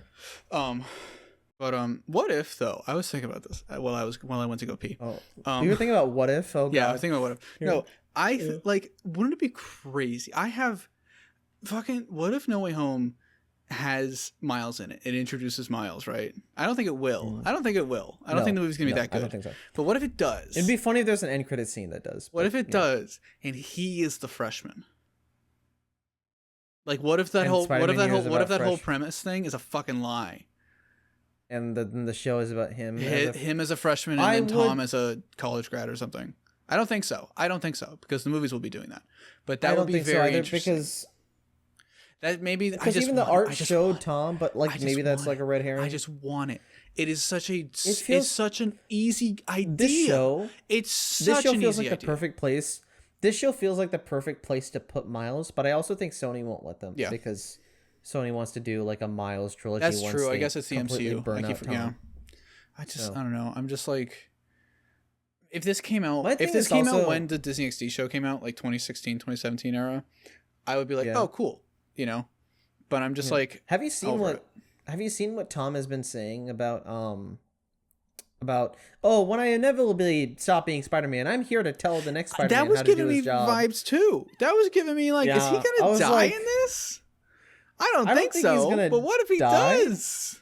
What if he like stops being Spider-Man and they just get someone new again? No, I mean, and he becomes Iron Man. Yeah, I don't think so. I think he's. I don't know. I mean, it'd be weird. I don't want them to do that. I think it'd be weird for this. At least in this, if it were like his fifth movie, maybe. Which I guess it is his fifth movie with like Infinity War and Endgame and stuff and Civil War, but like he's only been doing it for like 5 years. Which like Toby was doing it for. I guess Toby was doing it for 5 too. But I think the more likely possibility is he could just be killed off in No Way Home and bring in Miles, do an Ultimate Spider-Man thing with him. That would be so weird. It would be wild. That's on my wild cards for my bingo. That's my biggest wild card. I don't want it, but I kind of do. Not because I do like Tom, but because it'd be like, what the fuck, you know? Yeah. I don't know, but it'd be too much to do in this movie. Because there's a lot in this movie, according to John Campea, at least. Yeah. That's my segue. I don't want to talk about leaks. You want to talk about leaks? Okay. We want to talk about leaks. Well, no, we can talk about leaks, actually. You want to talk about leaks, right? It's like, I don't know. I don't want to... Here, let's set a timer to talk, because it's like, I don't have a ton to say about these leaks. They're more just but we should talk about them. I feel like they're big. News. They're big enough, So- and it's like everybody has seen it, and I feel And I bad will- for the people that have seen it that didn't want to see it, but like, And if you guys don't want to skip, I will try to time code it in at some okay, point. yeah, so time you code, guys and can I'll time just code in. for audio listeners, I'm gonna set a timer, and then at 10 minutes we're gonna stop killing. We're gonna kill it. You know. Yes. Tell me when we're at 1 minute away. Okay. But yeah. Here we Let go. me set up the timer. We were talking. Wait, do we think 10 we're gonna minutes? talk 10 about minutes enough leaks? time? 10 minutes enough time? 15 minutes. 15? Oh, Make it wow, 15. Yeah. He said I'm going to It's talk gonna about be this leak for 15 fucking minutes. I'm going to talk about it for No, 15 I guess fucking 7 minutes for each picture. Yeah, that's valid. Okay. Yeah. So if you don't want to skip, if you don't want to see the leaks, skip 15 minutes ahead. And I will also say, after I have a conversation about my Among Us video, it's funny. I will talk about that after because that's non-spoilery. But yeah, whatever. okay, so the timer has started. So feel free to skip 15 minutes ahead. This has been your final warning. We are going to talk about leaks that everybody else has seen because they were very big leaks. Because John Campea kind of fucking ruined the movie. He did. It is okay. I don't know if you've seen the whole thing. It is so funny though, because he tweeted these images out, right? And we'll talk about the images for people who are still here for some reason, who are still thinking about skipping. I'm not going to talk about it yet. He tweeted these images out, and then like he didn't say anything for an hour, right? Like for a solid hour, he didn't say anything, and I know he was on Twitter because he is a reporter. He's for constantly basically on Twitter in the internet. He has to have known that stuff was going on, but he stayed silent for an hour. Then he tweeted 3 tweets about the images and about the lighting and about some other stuff in Photoshop. And then he didn't say anything for the day. And then he went live the next day and he talked about, this is your spoiler moment, so get out if you can. Yeah, it's been a minute. He talked about Tobey Maguire's dick. And it was the funniest fucking thing very funny. I've seen on Twitter. Okay, we were talking about this on Discord that day. I'm not fully convinced on those pictures because they do kind of look a little bit fake to me. They look weird. They look wonky. They look like the lighting on. So okay. There's the picture of Toby, Tom, and Andrew, and then there's a picture of Tom with everybody and Matt Murdock. Yeah. They look if they are real, they look like concept things or like press things that was photoshopped into a concept. Like you know how like a lot of concept art will take images from something else and like kind of splice it together. Put them in, splice them in. It gives me like fucking not the lighting on his dick, but like the lighting on each of them is so vastly different. Like that it seems like they took 2 shots and just put it together and maybe it's just an photo ugly shoot. movie. There's a good who knows? Maybe they're all on a green screen. Probably, you know. Yeah. But it's like it like Tom is like facing forward and so is Toby. They're both facing forward mostly. And like Tom is his suit is fully illuminated, and I know their suits are like different materials and stuff, and like it's a low quality picture. It's more of a matte material. His suit is more of a matte material. Yeah, but there's still like reflections on it. There's you know, it's I don't think it's that like dispersing of light versus Toby's suit like was just it had a highlight and blackness basically, and then even more so with Andrew. Andrew was like basically fully in shadow, except for like the highlights, and like it just. I think those characters are in the movie. I just don't think that is a still from the movie. You know, I don't think that's you think that was an artificially created still of some kind. And that was leaked and given to John Campea, and then John Campea slapped his logo onto Tobey Maguire's dick. Because he wanted to. That's the funniest thing about it. I'm sorry. Like, why the fuck? That he just did Why would you do John that? John Campea is so funny because there's this other video where it's like, this dipshit, this absolute scumbag piece of shit goes to Twitter and then it cuts off. It's like this guy has shit on so many people over the course of the past like I want to say 5 years of his career about like leaking stuff and shit like that, and then he does this and I'm like, it's clearly the way he talks about it too. I'm like, they told him to do something. You know? I'm sure they told him to do something. I'm just so interested. Or they give him a little like wink, wink, nod, nod. Yeah. You know, the thing that's so weird to me about this movie is like, what is the deal with these leaks? Like, is Sony's security that like it's more than I refuse to believe more than any other movie? The desire for leaks is worse than anything else. Like Endgame wasn't this, and maybe because Endgame didn't get any leaks, but like because it was they were locked tight, last week, you know. But like everybody is clamoring for leaks for this movie, where it's like leaks like consistently ruin the movie for people. Like they want the movie ruined for them. Here's the thing with that. If look at those photos, right, and look at a lot of these leaks too. when have you ever seen something leak like that? Yeah. Like realistically, super grainy, weird watermarks everywhere. Like it's I'm not gonna go full paranoia mode, but like a lot of this is probably part of their like And it might be, and that'd be very interesting. you know? Like if what if the trailer leaks online? Yeah, But it's for like the sake of 1080p leaking quality. it Yeah. just so they can get those articles that say the trailer has leaked online, Yeah. and then you get the day that they leaked and then the day that they actually promote the trailer as like That's your true. two big That's event very days. true. And the leaks have led to Toby and Andrew and Tom less so much, but Toby and Andrew have been trending on Twitter every day. Constantly. Every day. And maybe that's just because the algorithm's like, oh, you want to see Spider-Man stuff? Here you go, motherfucker. But like, and I made my tweet that was like the marketing for Spider-Man No Way Home was so bad, and it has like fucking 4K likes. Mm-hmm. And do you know when I fucking tweeted that? I tweeted that on Clout Day. Hell yeah. But I do kind of agree with it, right? I do kind of agree with it. And I categorize these things as part of the marketing for these movie because this is how they're getting the movie in front of people, willingly or not. Like what I was just thinking about, like, I think people are like searching for leaks for this movie because there's been nothing official. If you look at all the things that have been official about this movie, we have had the title reveal, the bridge, so the title reveal with those pictures, like way back when, and then the trailer, and then the bridge, constantly about the bridge, just the bridge. And here's my quick pitch for the bridge. I want the movie to actually only take place on the bridge.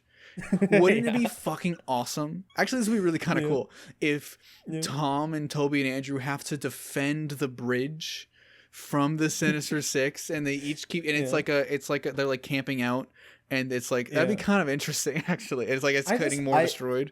Because they just want to take that one bridge Lego set that they made like a long time ago, and then just make that. They don't want to make. Imagine like an $800 bridge set, and it's the whole movie. Yeah, I don't know. I would actually be really into that because that would make the really big scope of the Spider-Verse stuff. It would make it feel a lot smaller.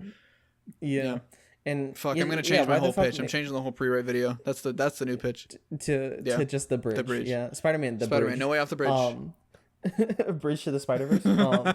But yeah, with the promotion for this movie, and people have been shitting on me saying, "Oh, bro, everyone is talking about this movie." My big point that no one has really conceded, to my knowledge, is how many normal people really know about this movie. Yeah.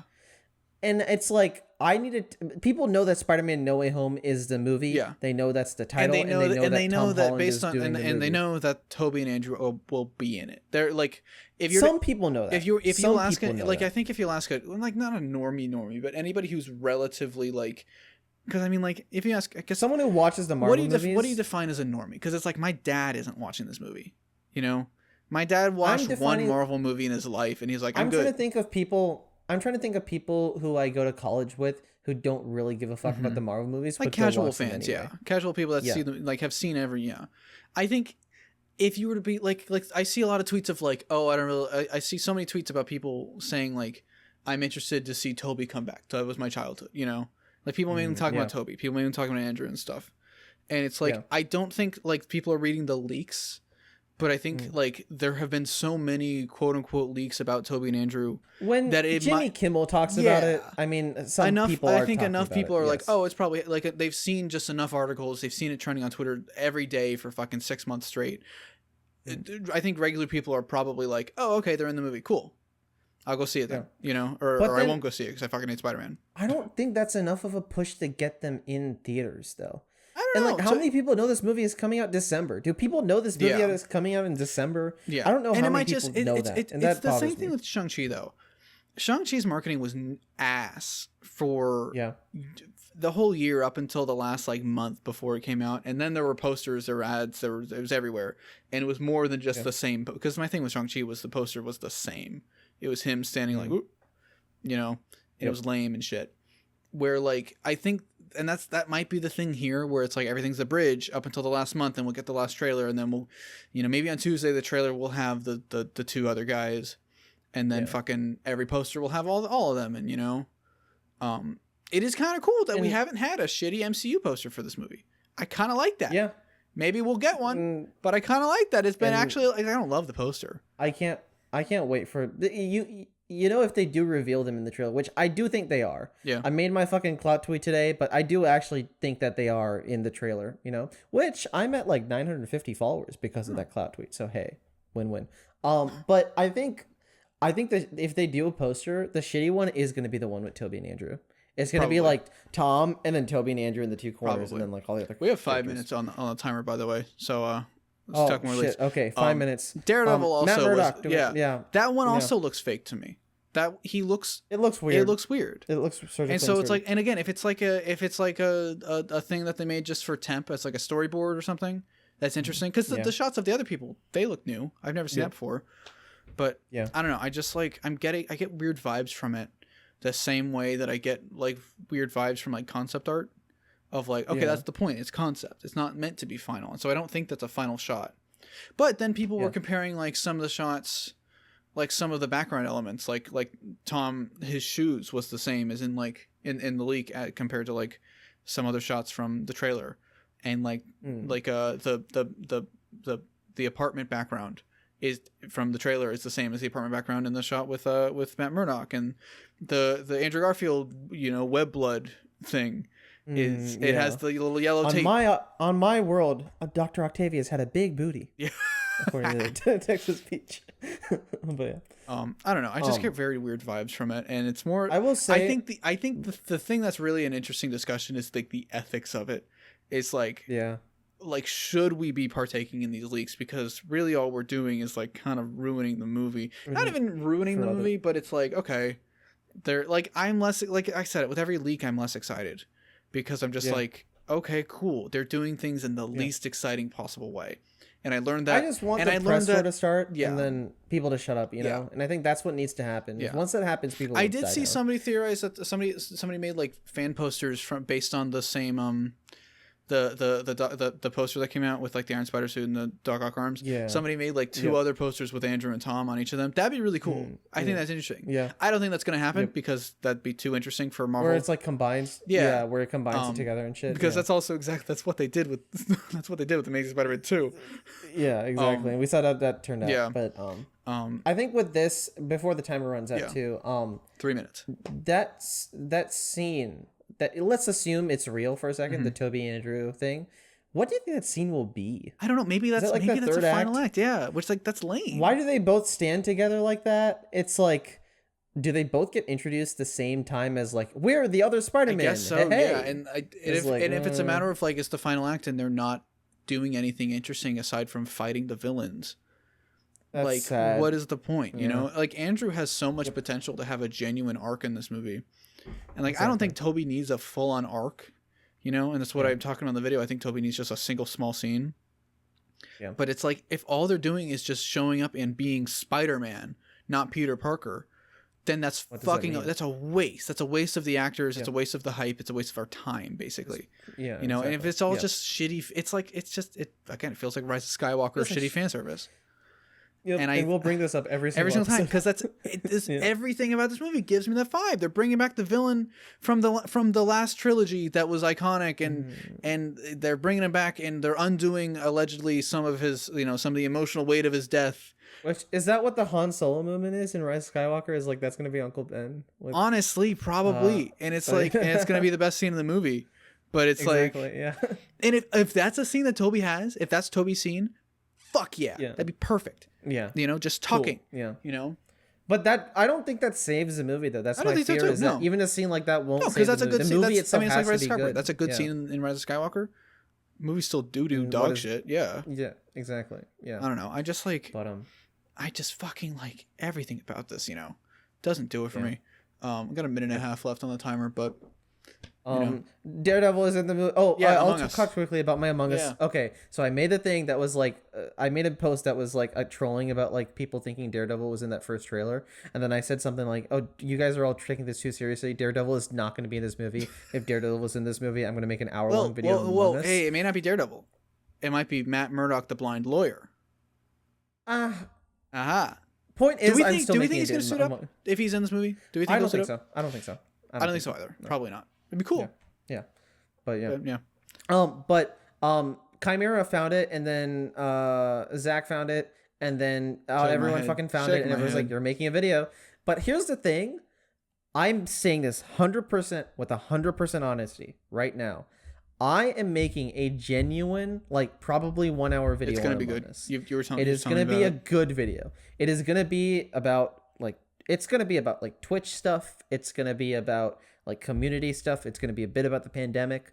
I'm gonna make like a genuine video on Among Us, and you guys are gonna laugh at me, and honestly, keep laughing at me because it will fuel my want to make this a serious video. No, like you were telling me but about it. I think it'll be That actually a thumbnail good post thing. got like 300 likes. Why the fuck did that post get 300 likes? I don't know why. That's what I'm telling but you. it did. Like the And I'm like, why? genuine clout gets you clout, not this The fucking genuine bullshit. and I don't understand. But it's Among Us, so why? I don't know. It's just funny. So. Anyway, we got 5 seconds left on the timer, so I guess that is the end of Spider-Man, leaks discussion. Spider-Man. Spider-Man. The leaks showed that Tom hangs his big floppy schlong out right on camera, and John Campbell leaked There's it. a reason why they're not putting this. There's a reason why this movie's not going to be on Disney Plus, Yeah. and that's why. So. But what else happened? I feel like we had a lot to talk I'm about. trying to think of. We did talk about a lot in a good amount of time. Yeah. I'm trying to think of what else happened. Any big announcements? There were a lot of big Like, other announcements. than this but Disney, like the Disney Plus stuff. It's weirdly numbing. I feel like it's, some of that's these my Disney thing. Plus It's like announcements. it feels like content.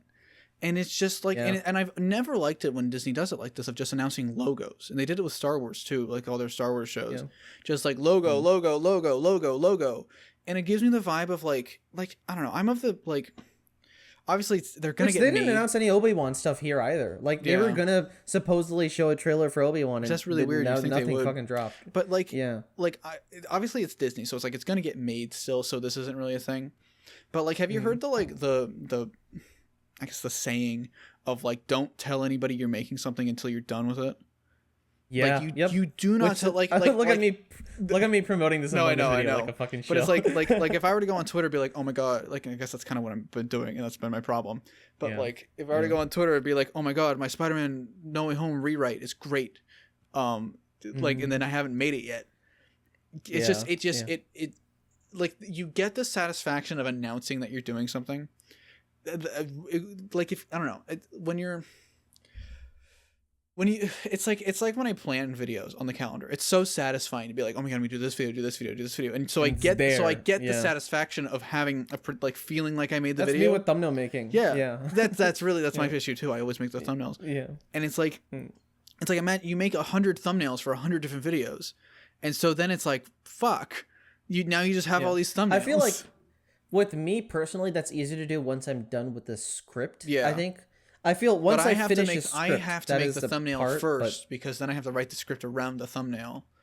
Yeah, in terms of like what I do. Yeah. But Yeah. like, and what's really weird about all these announcements is like they're just logos. There's no pictures from the show. The Agatha show, I swear to God, it has not been written yet. No. I refuse to believe that show has been written yet, you know? And that's what I tell even people who are... So people come to me and ask me like, oh, you do short films. What do you want to do for short films? And it's not like I'm a genius about short films, but people do sometimes ask me for advice. And I tell them the first thing you do, you write a script. Yeah. You work on a script, you finish a script, and once you get a script somewhat done, even if it's terrible, at least you have something there to work off of.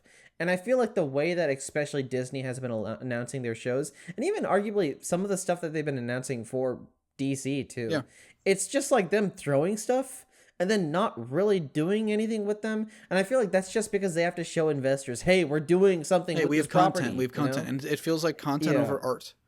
You know? Yeah. Like I said it, I And tweeted that's it. sad, It's like I think the announcement of a new story, of a new piece of art, is worth more than a logo. It's worth more than a logo every 2 minutes, you know? Yeah, exactly. And it's like, as shitty as that Sneakerella trailer is, it's at least a trailer. The trailer, It's at least it is, something, you know? And like, I don't know, I feel like maybe show it with the logo and then show a behind the scenes shot. Show something to show this is it feels the same way I felt when like Eternals was announced. And obviously Eternals like came out and shit. But like, I still feel like Eternals didn't get made. I still have this feeling of like this movie's not happening. No, that's not real, getting canceled. You saw it. It's still no, not, I know, literally. But it's like they're like, oh, we have Angelina Jolie, we have all these actors, and it's called Eternals, and it's like, oh, this is the cast. It just feels like, okay, what is the movie, like where it, like it's just it. Even normal people haven't really connected to stuff like that too. Like I watched fucking the latest episode of Chuckle Sandwich. Charlie and Jay Schlatt don't fucking like Eternals like at all. Yeah. And they're very normal people. I feel like there are sometimes movies like this where when you're right, when you put the fucking thing forward, it's hard to then take it back in any way. Yeah. And it's like you kind of have to figure things out on your end before you publicly go somewhere, and I feel like they're not doing that. Yeah, because then also now there's like pressure, like because now it always sucks to see like a thing get canceled, you know. But it's at the very least like, because it's like, okay, say you're a writer working on this Agatha show, right? You have a job, and then everybody knows you have a job. Everybody knows you're the head writer of this Agatha show, and then it gets canceled midway through, you know, because it's just they announced way too many things. They announced it too early. Now, and say it's your first gig. Now on your record, on your name was a canceled Marvel show that didn't even get made, you know. And so then when you try and go get other jobs, they're like, oh, this show didn't even come out. That's not a good thing, you know. Which that sometimes happened even in the 2000s, right? Yeah. With like the Wonder Woman show and some other shows. And that happened and stuff, Marvel, but at least like, they filmed stuff for that, you know? They filmed a pilot for that. And like things get canceled all the time. I get that. But it's a matter of like the headlines about something getting announced and then more headlines about it getting canceled. It sets everybody up for disappointment, I think. Versus like if we waited a year to get announced for this Agatha show, sure, we might be thinking, oh, who cares? Agatha is so 2021. Which is again why make the show about it. Yeah. But if we waited a year and we got a teaser with it instead, like say, imagine we didn't get a Moon Knight logo. I was gonna bring. Imagine Moon we just Knight got this trailer today, and all we knew was they're making a Moon Knight show. That we never got a logo for it. We just know that Oscar Isaac is in it and Ethan Hawke. Especially the problem now is when they announce a show, everyone expects them to show something from the show. Yeah.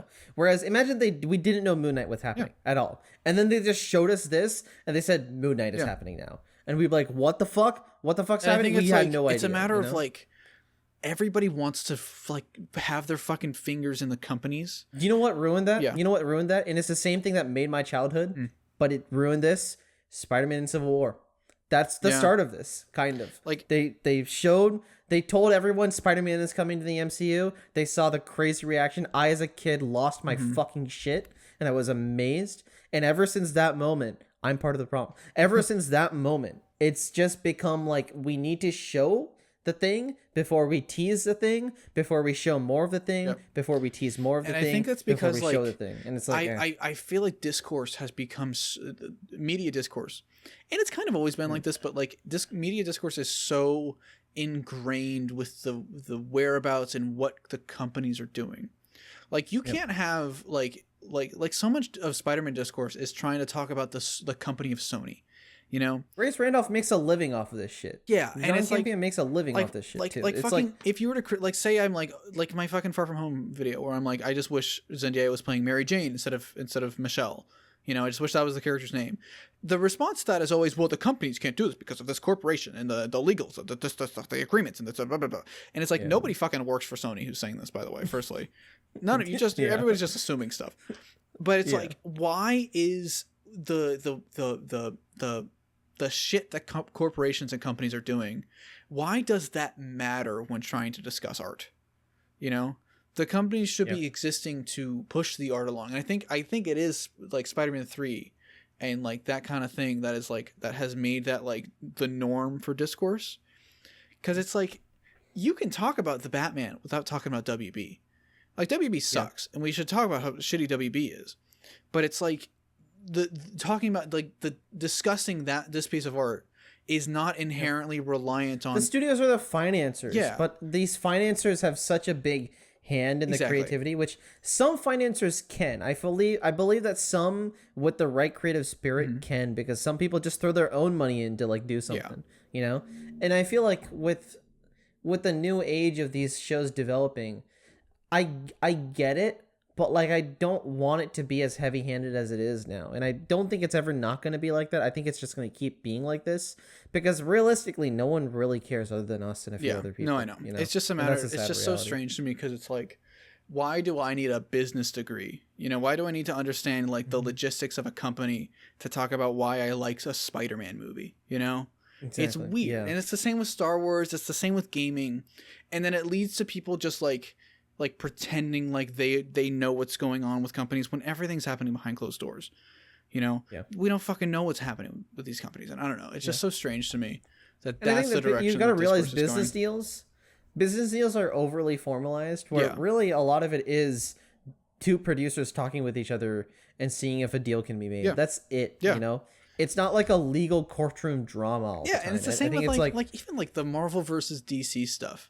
Everybody like so much of Twitter discourse is like, oh, Marvel and DC are competitors. I can't believe like, oh, they're not going to do this because their competitor did this. Writers jump from company to company. They just fucking hang out. Literally, both companies like each other.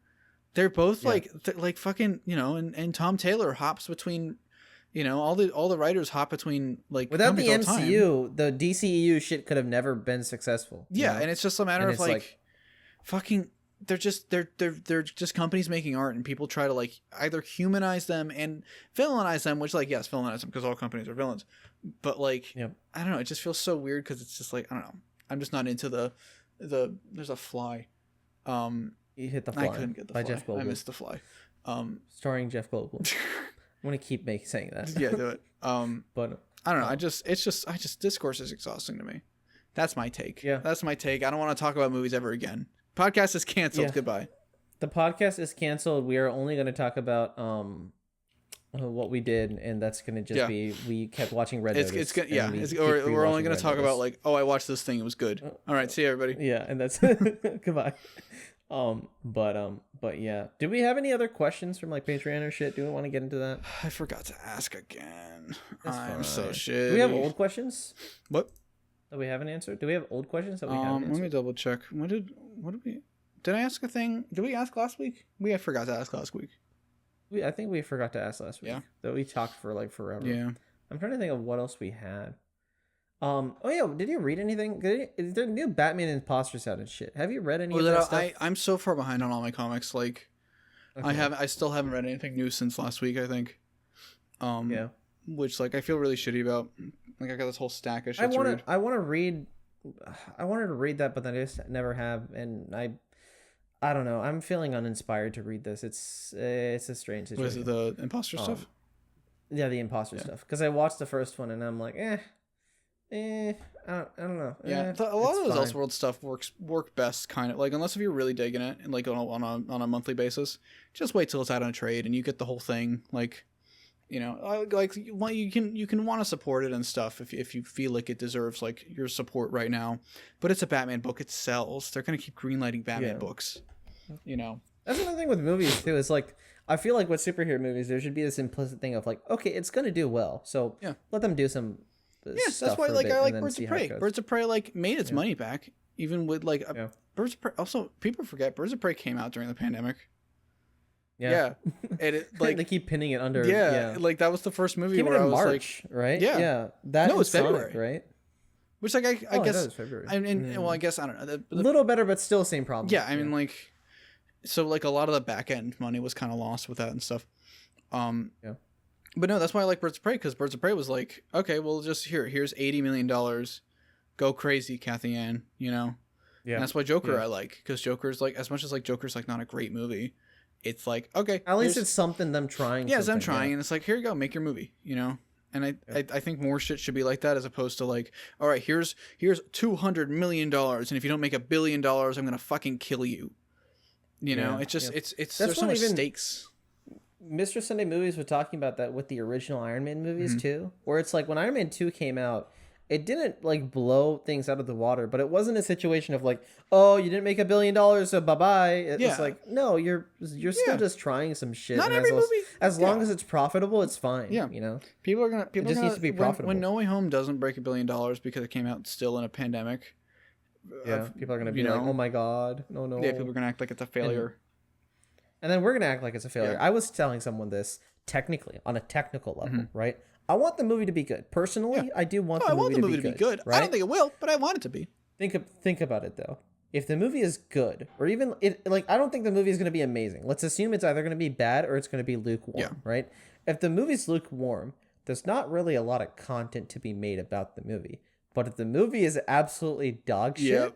No, that's what I'm saying. That's we can do so many videos.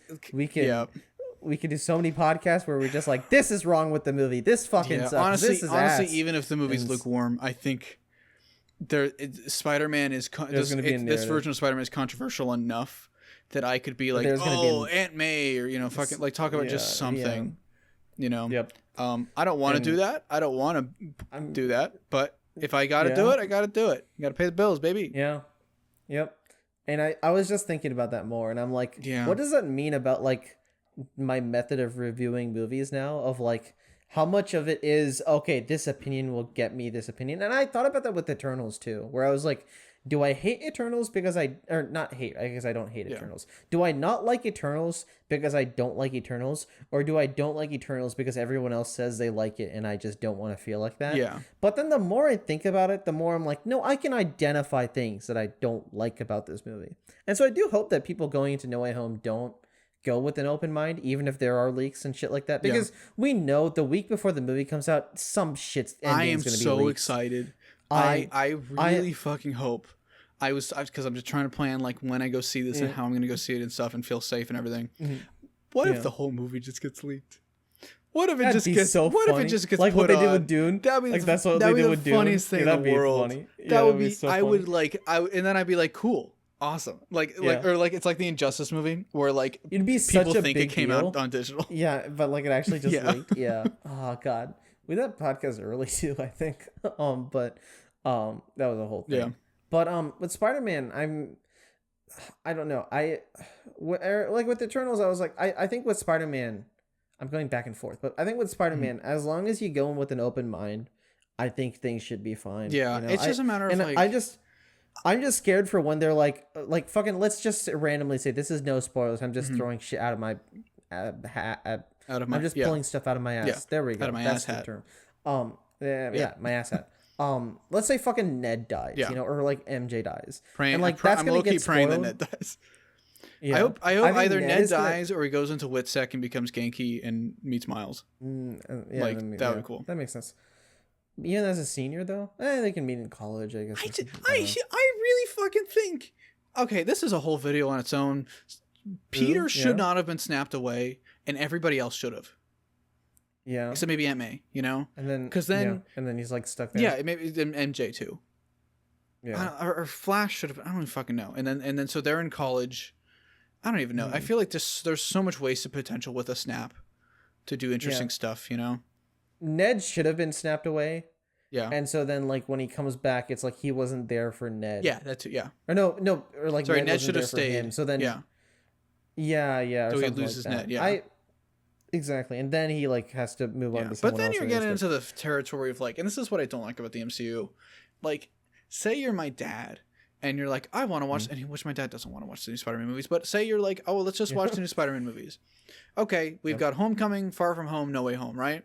No, you've got Civil War, Homecoming, Infinity War, Endgame, Far From Home, No Way Home, Doctor Strange, like fucking, like it's which at that point just watch Homecoming and just watch Homecoming, right? And it's like when you TVify this whole thing, you make it a whole process to watch basically 3 movies.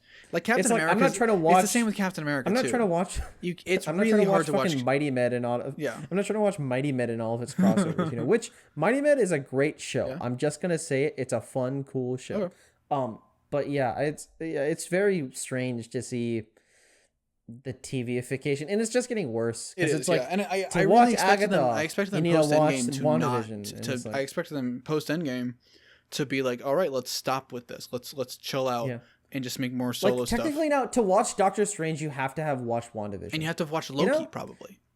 Yeah. And that's, I don't like that. It's really weird. And now Spider-Man, but it's Spider-Man and Spider-Man. Yeah. So, and it's just like, I get everybody watched Endgame. I get that.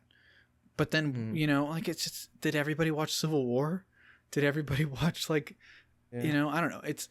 Which is why, and the problem with that too is then, in Endgame, I do like that like Tony and Cap reunite, but that reuniting is short, short, and it's not of like big dramatical importance because there's it feels very unsatisfying in that movie. I mean, because there's so much else they're trying to do.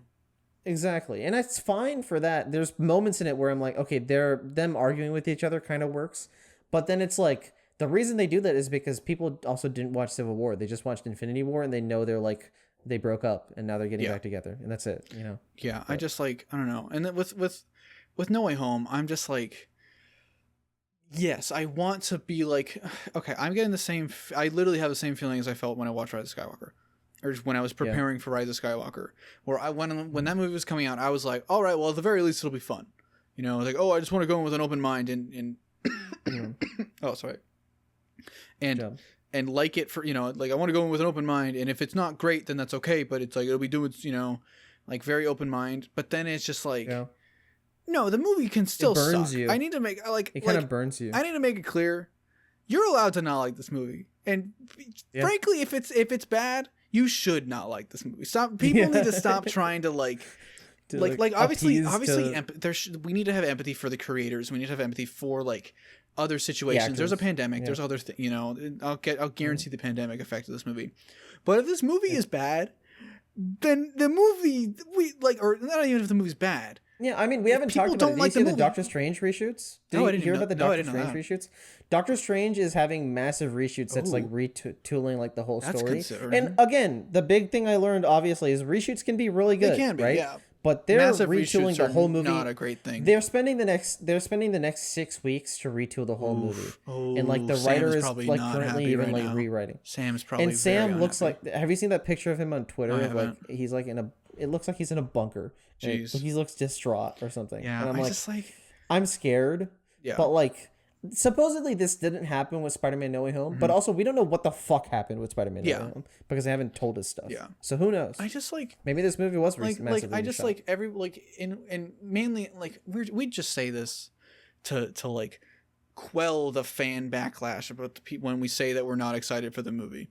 I'm just gonna fucking say it. I'm just not excited for the movie. I don't think I'm gonna like it. You know, and it's okay if I don't like it. And I'm gonna be, and it's okay if I talk about why I don't like it. The same reason if Alex doesn't like it, it's okay if he talks about why he doesn't like it. You know. Yeah. And it's like, I don't think there's this urge to disclaim, and I've talked about this too with other people, and Alex does this too, and I think you do it too, and I think I do it too. Where it's like in our videos, we're like, hold up a second. Don't hate on us. And we just don't like the movie. Fuck that. I try not to. We just don't like the movie. That's it. I've fucking gotten over it. I'm so sick of having to do that all the time because it's just exhausting. All it does is just it kills the video. And it's like, I understand why Alex does it. I do, because he goes through a lot. And like, I love the guy. I adore that fucking dude. He's the nicest guy I've ever interacted with. But like, every time he does that, I'm just like, oh, fuck, man, you don't need to do this. Like, it, he feels the need to do it because people are assholes to him, because, you know. But it's like, you're taking, you know, minutes out of the video, minutes out of your art to baby a group of people that are already going to hate you still, you know? Yeah. It's the thing that Mauricio said at the end of his Far From Perfect video, where he was like, if my opinions on Far From Home affect you and offend you so much, and you go to say something in comments about it, maybe rethink your own opinions on like why, rethink the way that you think about these movies. Yeah, not even the way you think about the movies, but the way you think about anything. Or about these people. And that's my thing with like video essays, and it's why I was trying to move away from them this past year.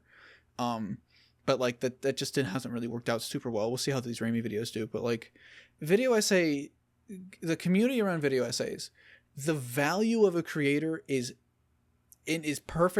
related to the amount of the quote unquote the value of a creator from an individual. Say a subscriber. I don't know how to say this. It's people will only value a creator if they agree with them. You know. The second I start saying shit that they don't agree with, it's like fucking, oh, I used to agree with you, but I don't like it. Or if they introduce to you an opinion that you've never thought of, and then you can slowly start to agree. Like, that's how I got into High Top, you know? Yeah. It's like, that's another thing. And how I got into you, too, because of rewrites and shit. And it's just like fucking, I don't know, like I always constantly see, even people trying to be nice, and I'm really grateful for this. Like, I see people on Twitter talking about me and stuff, and they're very nice. Sorry, people on Instagram. People on Twitter are assholes. People on Instagram are actually nice to me, which is crazy. But I see people be like, oh, Troy's really cool. He makes really good videos. I don't always agree with him, but he's cool. And it's like, yeah, that's the attitude to have. The fact that that's a preface, the fact that has to be like prefaced in the first place, you know, the fact that you have to say, strange. I don't agree with you, but I still like you. Like, that's okay. You never like, you know, I don't always agree with fucking Drew Gooden, but I like his videos. Yeah, exactly. It's just like, I don't even agree with some of my old opinions too. It's like we changed over time. I fucking hate my old opinions. I was an asshole in that Arrow video. I hate that Arrow video. It was a piece of shit. And it's that was the first even video the I watched billionaire it, video. so. I don't agree with everything I said in that anymore. Most of the stuff I still Yeah. think I'm right, but like, no, not everything. Yeah, and I think that's this is gonna sound really pretentious. for The it. humanity of it has gone, and I think that my response to that is making shit like an Among Us video, Yeah. where like, yes, it's a joke, but then also I'm gonna do it seriously, and it's not necessarily gonna be an opinion piece. It's more gonna be like a personal piece. And that's why the expressed through, TASM like, 2 rewrite is like my favorite documentaries video, almost. and my Clark rewrite are my Yeah, favorite videos. I love that fucking video because it's like Yeah. the opinion is not the thing that really matters there. And that's why I'm really fucking excited for this No Way Home video that I'm doing, because it's like, I don't give a shit if you agree with me on this, but it's like, I am going to make you cry. I know I'm going to, and go fuck yourself. You're gonna cry, and I'm really excited for that. I have seen parts of this video. Oh, Dude, I'm my excited. goodness. I'm really fucking excited. Yeah. But it's just like, I don't know. I'm just the sorry, we got so off topic, but it's like We did, with but Spider-Man, with Rise of Skywalker, everybody was in denial. Like, I was in denial, and Olivia was in denial. We wanted to go see it, of just like, oh, that was fun. That was fine. You know, whatever. I wasn't, because I had a fever, but Yeah. I was like, this was shit. I have That's this it. feeling that that's what No Way Home is going to be. But people are going to constantly have, like, but with Rise of Skywalker, at the very least, because of the production stuff and the fact that it was a new director and the sequel trilogy as a whole, like, the opinion of that movie has gone down over time, and people have like kind of realized like, oh yeah, that's a fucked up movie. And not to say like sorry, I'm not gonna baby people, never mind. I was gonna say opinions are subjective, and if you like the movie, fine, whatever. But no, I'm not gonna, don't say that. Yeah, fuck that. No, but if you like the movie, fine, whatever. But it's like, it's not a good movie, and I think most people can agree with that. And I think that's gonna be the thing with No Way Home. But I think people are gonna be in that denial phase for years. I think it's gonna be worse. People are gonna be in that denial phase forever. I wasn't. When Far From Home came out, I didn't instantly love it, but I was like, it was fun. I liked That was me. Yeah, I literally recorded myself and saying then that. and I think even when I watched, because I watched your review when it came out too, and I was like, yeah, someone agrees with me that it was still fun, even though it wasn't perfect. It's just, but then after time, I'm like, oh wait, no, they did this. Not, they did this. Yeah, and it's not even a matter of just like, because I see so many people on Twitter be like, oh, you just watched her, which I hate this. I hate when people are like, oh, you're just regurgitating what you saw someone on YouTube say, which that's like the most insulting thing on the planet. I am the guy on YouTube. Yeah, I'm the one that fucking said it. Yeah. But like that's the, like, even if I wasn't, that's super insulting to like imply that someone's opinion is just copying someone else if they, I hate that. Yeah. But like, I don't know. I was just like, it's just over time and thinking about it, like you're never, anybody who sticks with their immediate first impressions of a movie, like immediately after seeing it in a theater, like it is like, oh, this is my opinion perfectly forever. I am. Yeah. Who the fuck are you? How do you do it? I would love to be like that. I would love to be that positive. But it's just like, but it's hard to do it's that. just, it's just how art is viewed. You have to sit. I didn't like Dune. Like, gonna be real, I really like Dune. I really liked watching Dune. It took me like thinking about it for like a couple hours to be like, oh wait, I really liked this. Yeah, kind of same here, but except I liked it and then I loved it. But same concept. It's not even that I was like, okay, this is cool, and then I'm like, oh, this is really cool. And like, I don't know. I just the expectations of this movie, boy, people are not gonna be happy. And this movie is not. I want this movie. It's not going to be perfect. I want this movie. The goal for me with this movie, this is a very jaded goal. I want it to piss off as many groups of people as possible. Just everyone. I want Raimi fans mad. I want MCU fans mad. People? I want TASM fans mad. I want 90s Spider-Man fans mad. I want them to fucking like shit on Ben Reilly for like just out of nowhere. I want it to. The thing is, I want to piss off Alex. I want to piss off me. I want everybody to hate this movie just for fun. When it gets, we can all unify on hating what this movie is. This movie, for any changes to happen to the MCU, this movie has to piss off normies, and I don't think there's ever a chance for this movie to piss off normies. Yeah. Because like, who cares? It's a Spider-Man movie. It's just for fun, if this pisses off normies in the way that like The Last Jedi did, I would actually be interested. Yeah. But I don't think. See, like, if this is that conversation. If this is just an overly safe studio feeling thing, like The Rise of Skywalker was, I'm gonna be so bored. Which I'm getting the vibe that it is. Like, I'm so, okay. If let's say like, hypothetically, they're the Tom and Andrew and Toby are in the movie and they are wearing their regular suits. Like some fan arts have shown, and some images have shown that have proven to be fake. In whatever, because people don't want to see leaks and stuff, so we won't talk about it. Let's say they are in the don't movies. go to Twitter unless you want these. Yes. Let's say those images. Let's say they're they are in their regular suits from the movies, and it's Toby in the Toby suit, and Andrew in the TASM 2 suit, and Tom in the Far From Home suit. From a visual level alone, that is the safest and least interesting way they could be doing that. You know? And from it just feels so, and I don't fucking know because I haven't seen the movie, and it's so hard to talk about this without seeing the movie. But that feels so fake. Sorry, not fake. Feels so fan servicey and feels so bland, and feels like, all right, well, we're gonna have these characters in the movie, so just put them in the movie, and they just look the same. You know, we have imagine Spider-Verse, the movie Spider-Verse, except instead of Miles, it was Ultimate Spider-Man, and instead of Gwen, it was another version of Peter Parker, and then instead of Spider-Ham, it was another version of Peter Parker. You know, do you know what I wanted No Way Home to do, and this would have never done that, and this is going to be kind of jarring. You watched the season finale of Titans season 1, right? Yeah. Yes. Where's your wait? This is where am I going with this? Where am I going with this? In the episode, Dick Grayson arrives in this Gotham City, and then the cop shows up, and he's like, "Yeah, this Batman killed the Joker, and I don't know what's going on. I'm just a police officer here." And then we find out later on that that's actually Trigon, and it was actually Trigon. Oh, interesting. What I wanted No Way Home, what if I had No Way Home? What I would have done? I wouldn't have done that with Mephisto. I would have done that with Andrew. Oh, with Andrew. I would have done that with Andrew. So Spider-Man shows up. There's something going on. Andrew shows up and he's like, "Oh yeah, I'm just like an investigator dude. I don't know what's going on."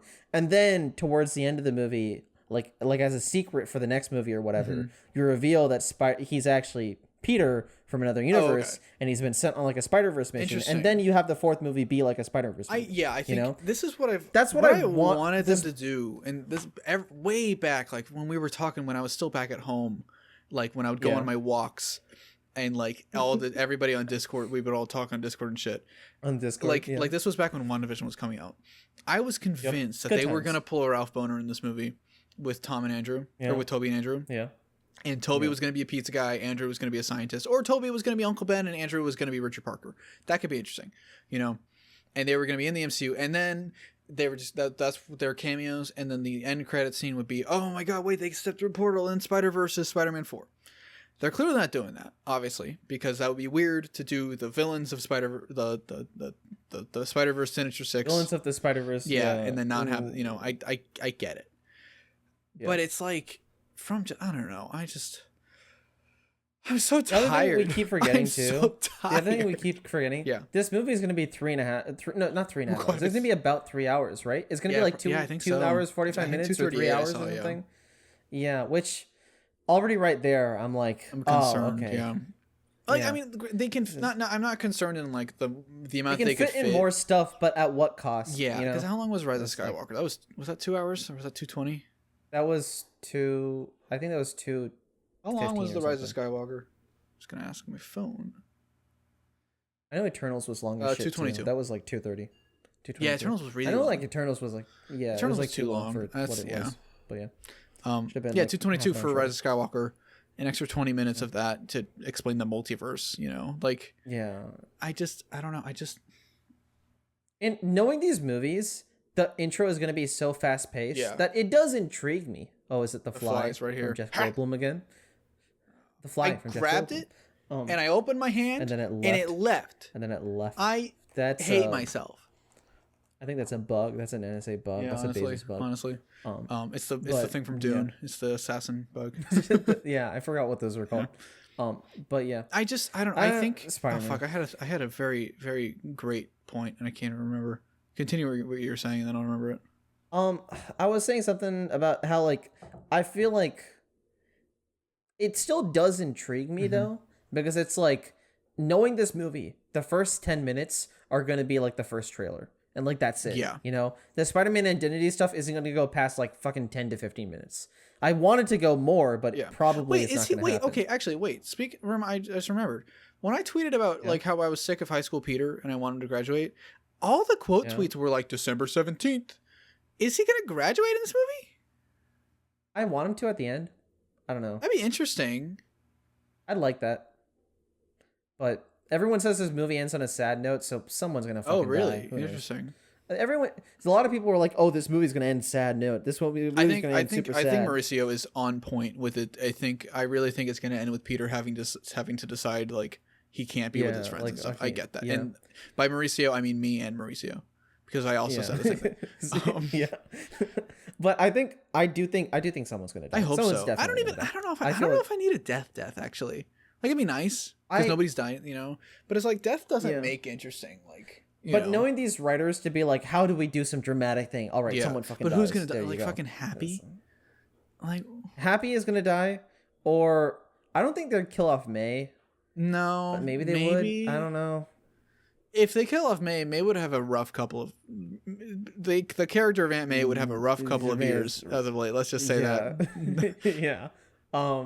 She's had it rough. She's had it rough ever since 2018. We'll say that. Happy is the most likely suspect. Happy and Ned, but like killing off a kid is weird. It is weird, in these movies, which is why I don't care. That's the only thing, because they are kids. I talk about this in my Raimi commentary.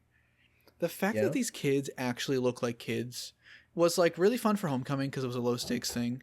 It is kind of weird now that they like. I'm just like, why? I don't know, something about it. Because they're like mid-20s. Yeah, it's something about like I would honestly rather high school kids that look like 23-year-olds, you know, because they're played by 23-year-olds and shit, and they're able to do like it's like Euphoria, you know. Euphoria. I really like the show Euphoria. I actually really love it. It makes me deeply uncomfortable to see those situations with actors that actually look 16, 17, you know, and that's the point of that show. But that kind of is the point. Yeah, that's entirely the point. And it's like, it's gross and I don't like it, but like you're supposed to be uncomfortable with it. And it's like kind of a similar level where I'm like, it's like, okay. I think Far From Home is worse with that too, because Far From Home is like, they're gonna die, they're kids, they're gonna die. And what's like, especially when Mysterio's like, I'm gonna kill these kids. With Far From Home, and I guess it's a Homecoming too. Okay, so we like Tom. We as in society, people like Tom because he looks like he's like a 16-year-old. He looks like a teenager. But then they turn around and say, "Oh my God, he's so hot." You know? Yeah. It's like you can't have both. And like, which and granted, a lot of these people are like teenage girls and teenage boys and stuff, like, and teenage non-binary people. Yeah. Like, so like, okay, cool, whatever. But then when the movie frames it like, oh my God, look at this guy with 6-pack abs, and he's a 16-year-old character who is intentionally supposed to look 16. Or even, you know, there was and it's like, they were just talking about Tom Holland, but like he had turned either 21 or 22, and like Jake Gyllenhaal and Jimmy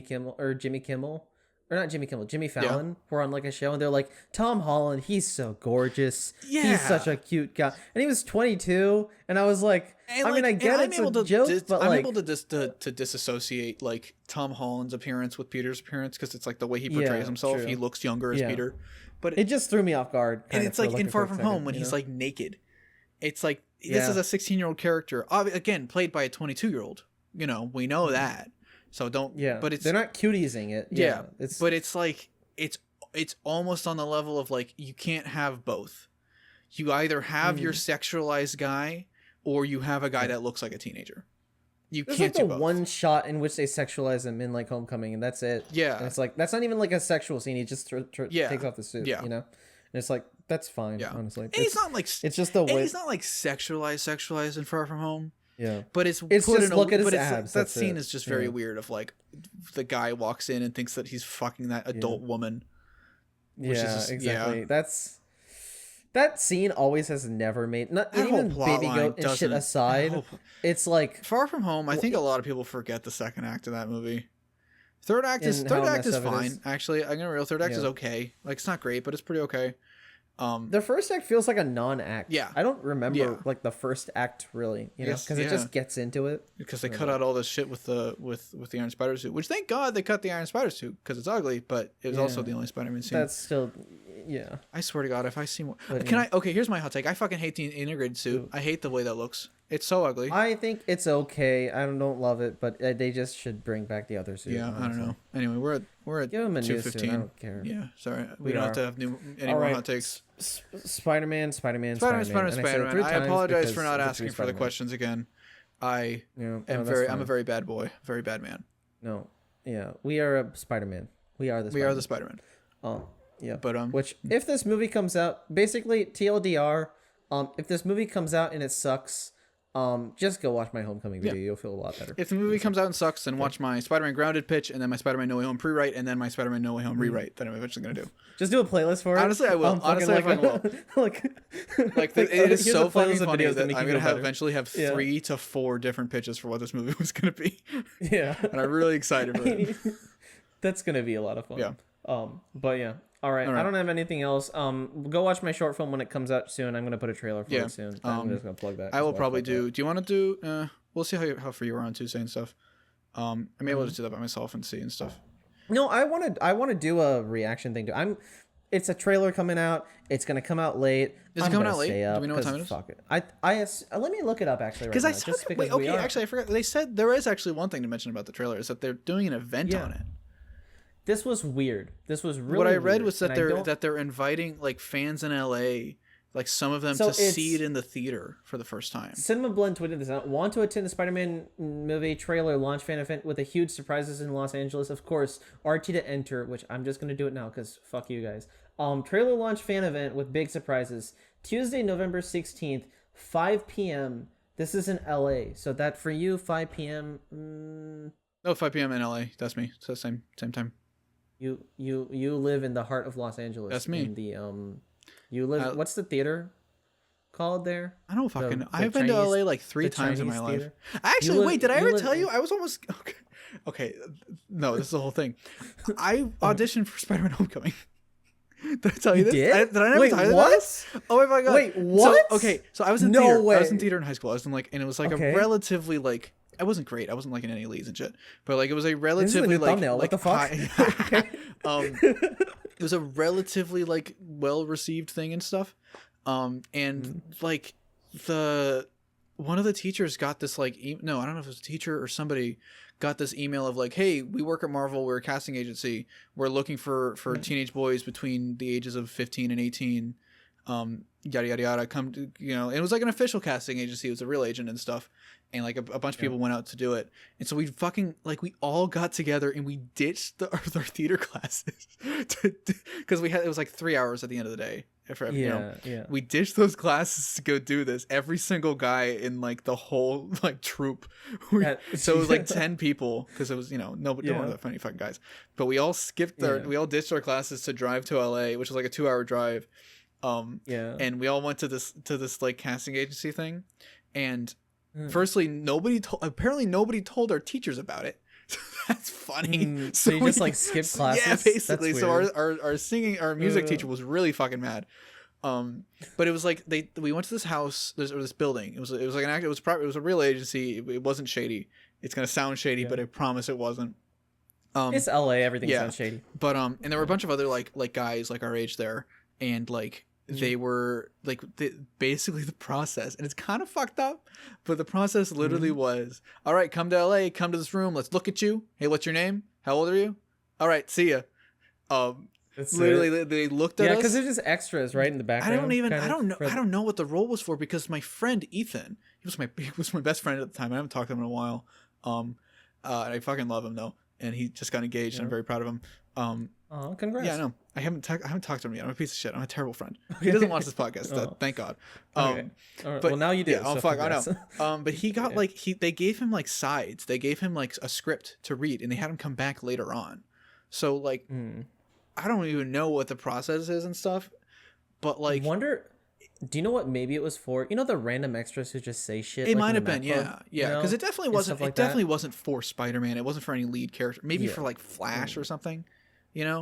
That would have been a separate casting process too, because that's more of a main character. Even like everyone in that school, I feel like that's how, because I don't know how productions work entirely, but probably the math club was a specific cast that they assembled together, right? And then everything else was kind of separate extras that rolled in. So people in the cafeteria, people making jokes in the gym. I feel like those were the scenes that they were. Yeah, it was probably for an extra and I'll bet you if, because Ethan didn't get the part, of course, because or else I would have mentioned that. He I'll bet you if he did, he wouldn't have had lines in the movie.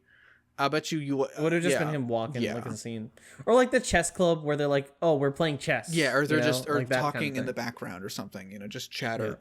And it's but it was kind of weird how it was a fully visual audition, and they made us drive to LA to look at us. Just do that. Yeah. When didn't Tom Holland fucking send in tapes? If Tom Holland can send in tapes, they said we could send a headshot, but they didn't want us to. Yeah, that was a weird thing. But yeah, there's my little fun story from high school. That's your, you know, we all know I peaked in high school with the Spider-Man fandom. Why did you never mention that in the video? Because it's not important. Because I didn't get anything.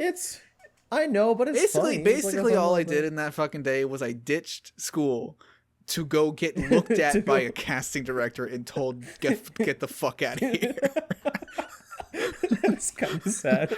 And now you hate this. And now I hate the movie. Now I hate that guy. Yeah, that's really what it is. That's my origin story. That's my Joker moment.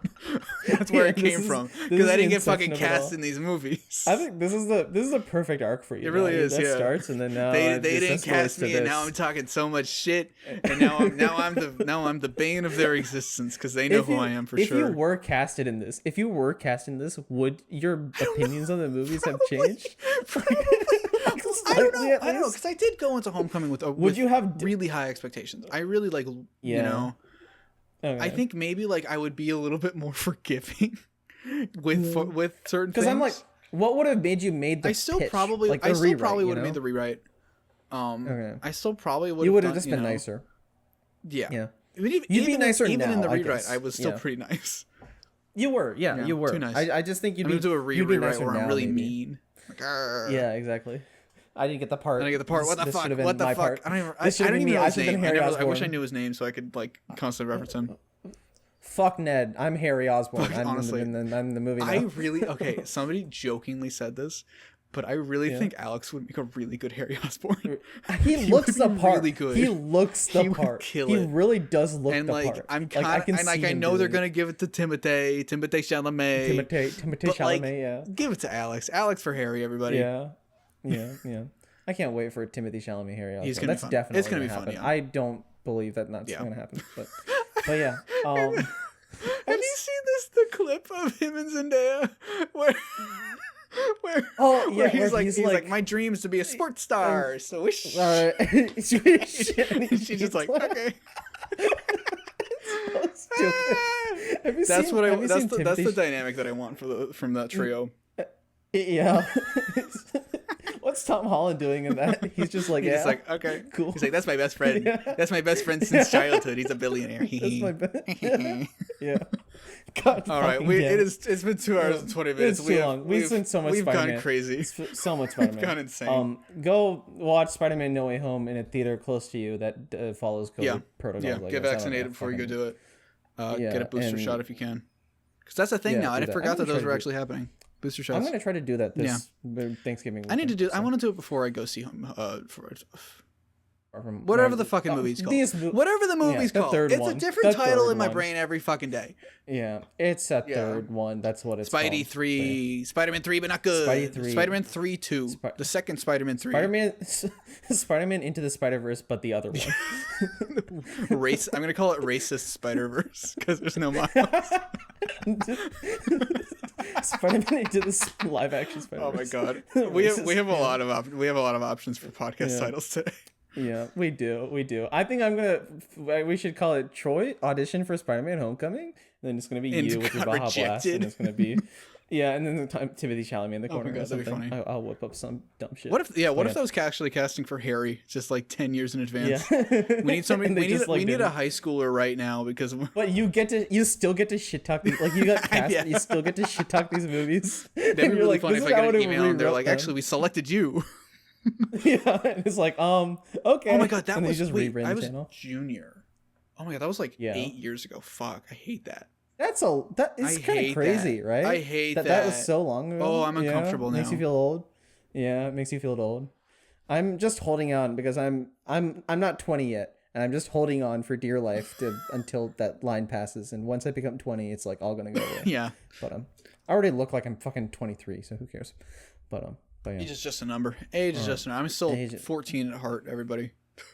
True, exactly. We make Spider-Man videos. Fucking dude, the amount of poop jokes in this next video, ridiculous. So many poop jokes. Once you read the scripts, let me know what you think of the poop jokes. Yeah, I'm watching poop jokes. All right, we've gone crazy. We got to wrap this up. We've gone crazy. All right, thank you everybody for joining us on Fanboy Talks. I'm Fanboy 17. I've got the everybody already knows what it is, but I don't want to say it yet. I'm not going to announce it officially. So until the video's done. Yeah. But yeah. Got a lot of Spider-Man videos. It's literally like halfway done, all of them, except for the big controversial one. But that'll be fun. Coming. Spider-Man month is coming. Spidey month. Websember. Kind of here. December. Websember. That works. Websember. Okay. I'm gonna steal Matt's month. Matt's gonna fucking hate me. Yeah. Oh, I feel so bad. I was supposed to do a commentary with him for December, and I don't think I'm gonna this year.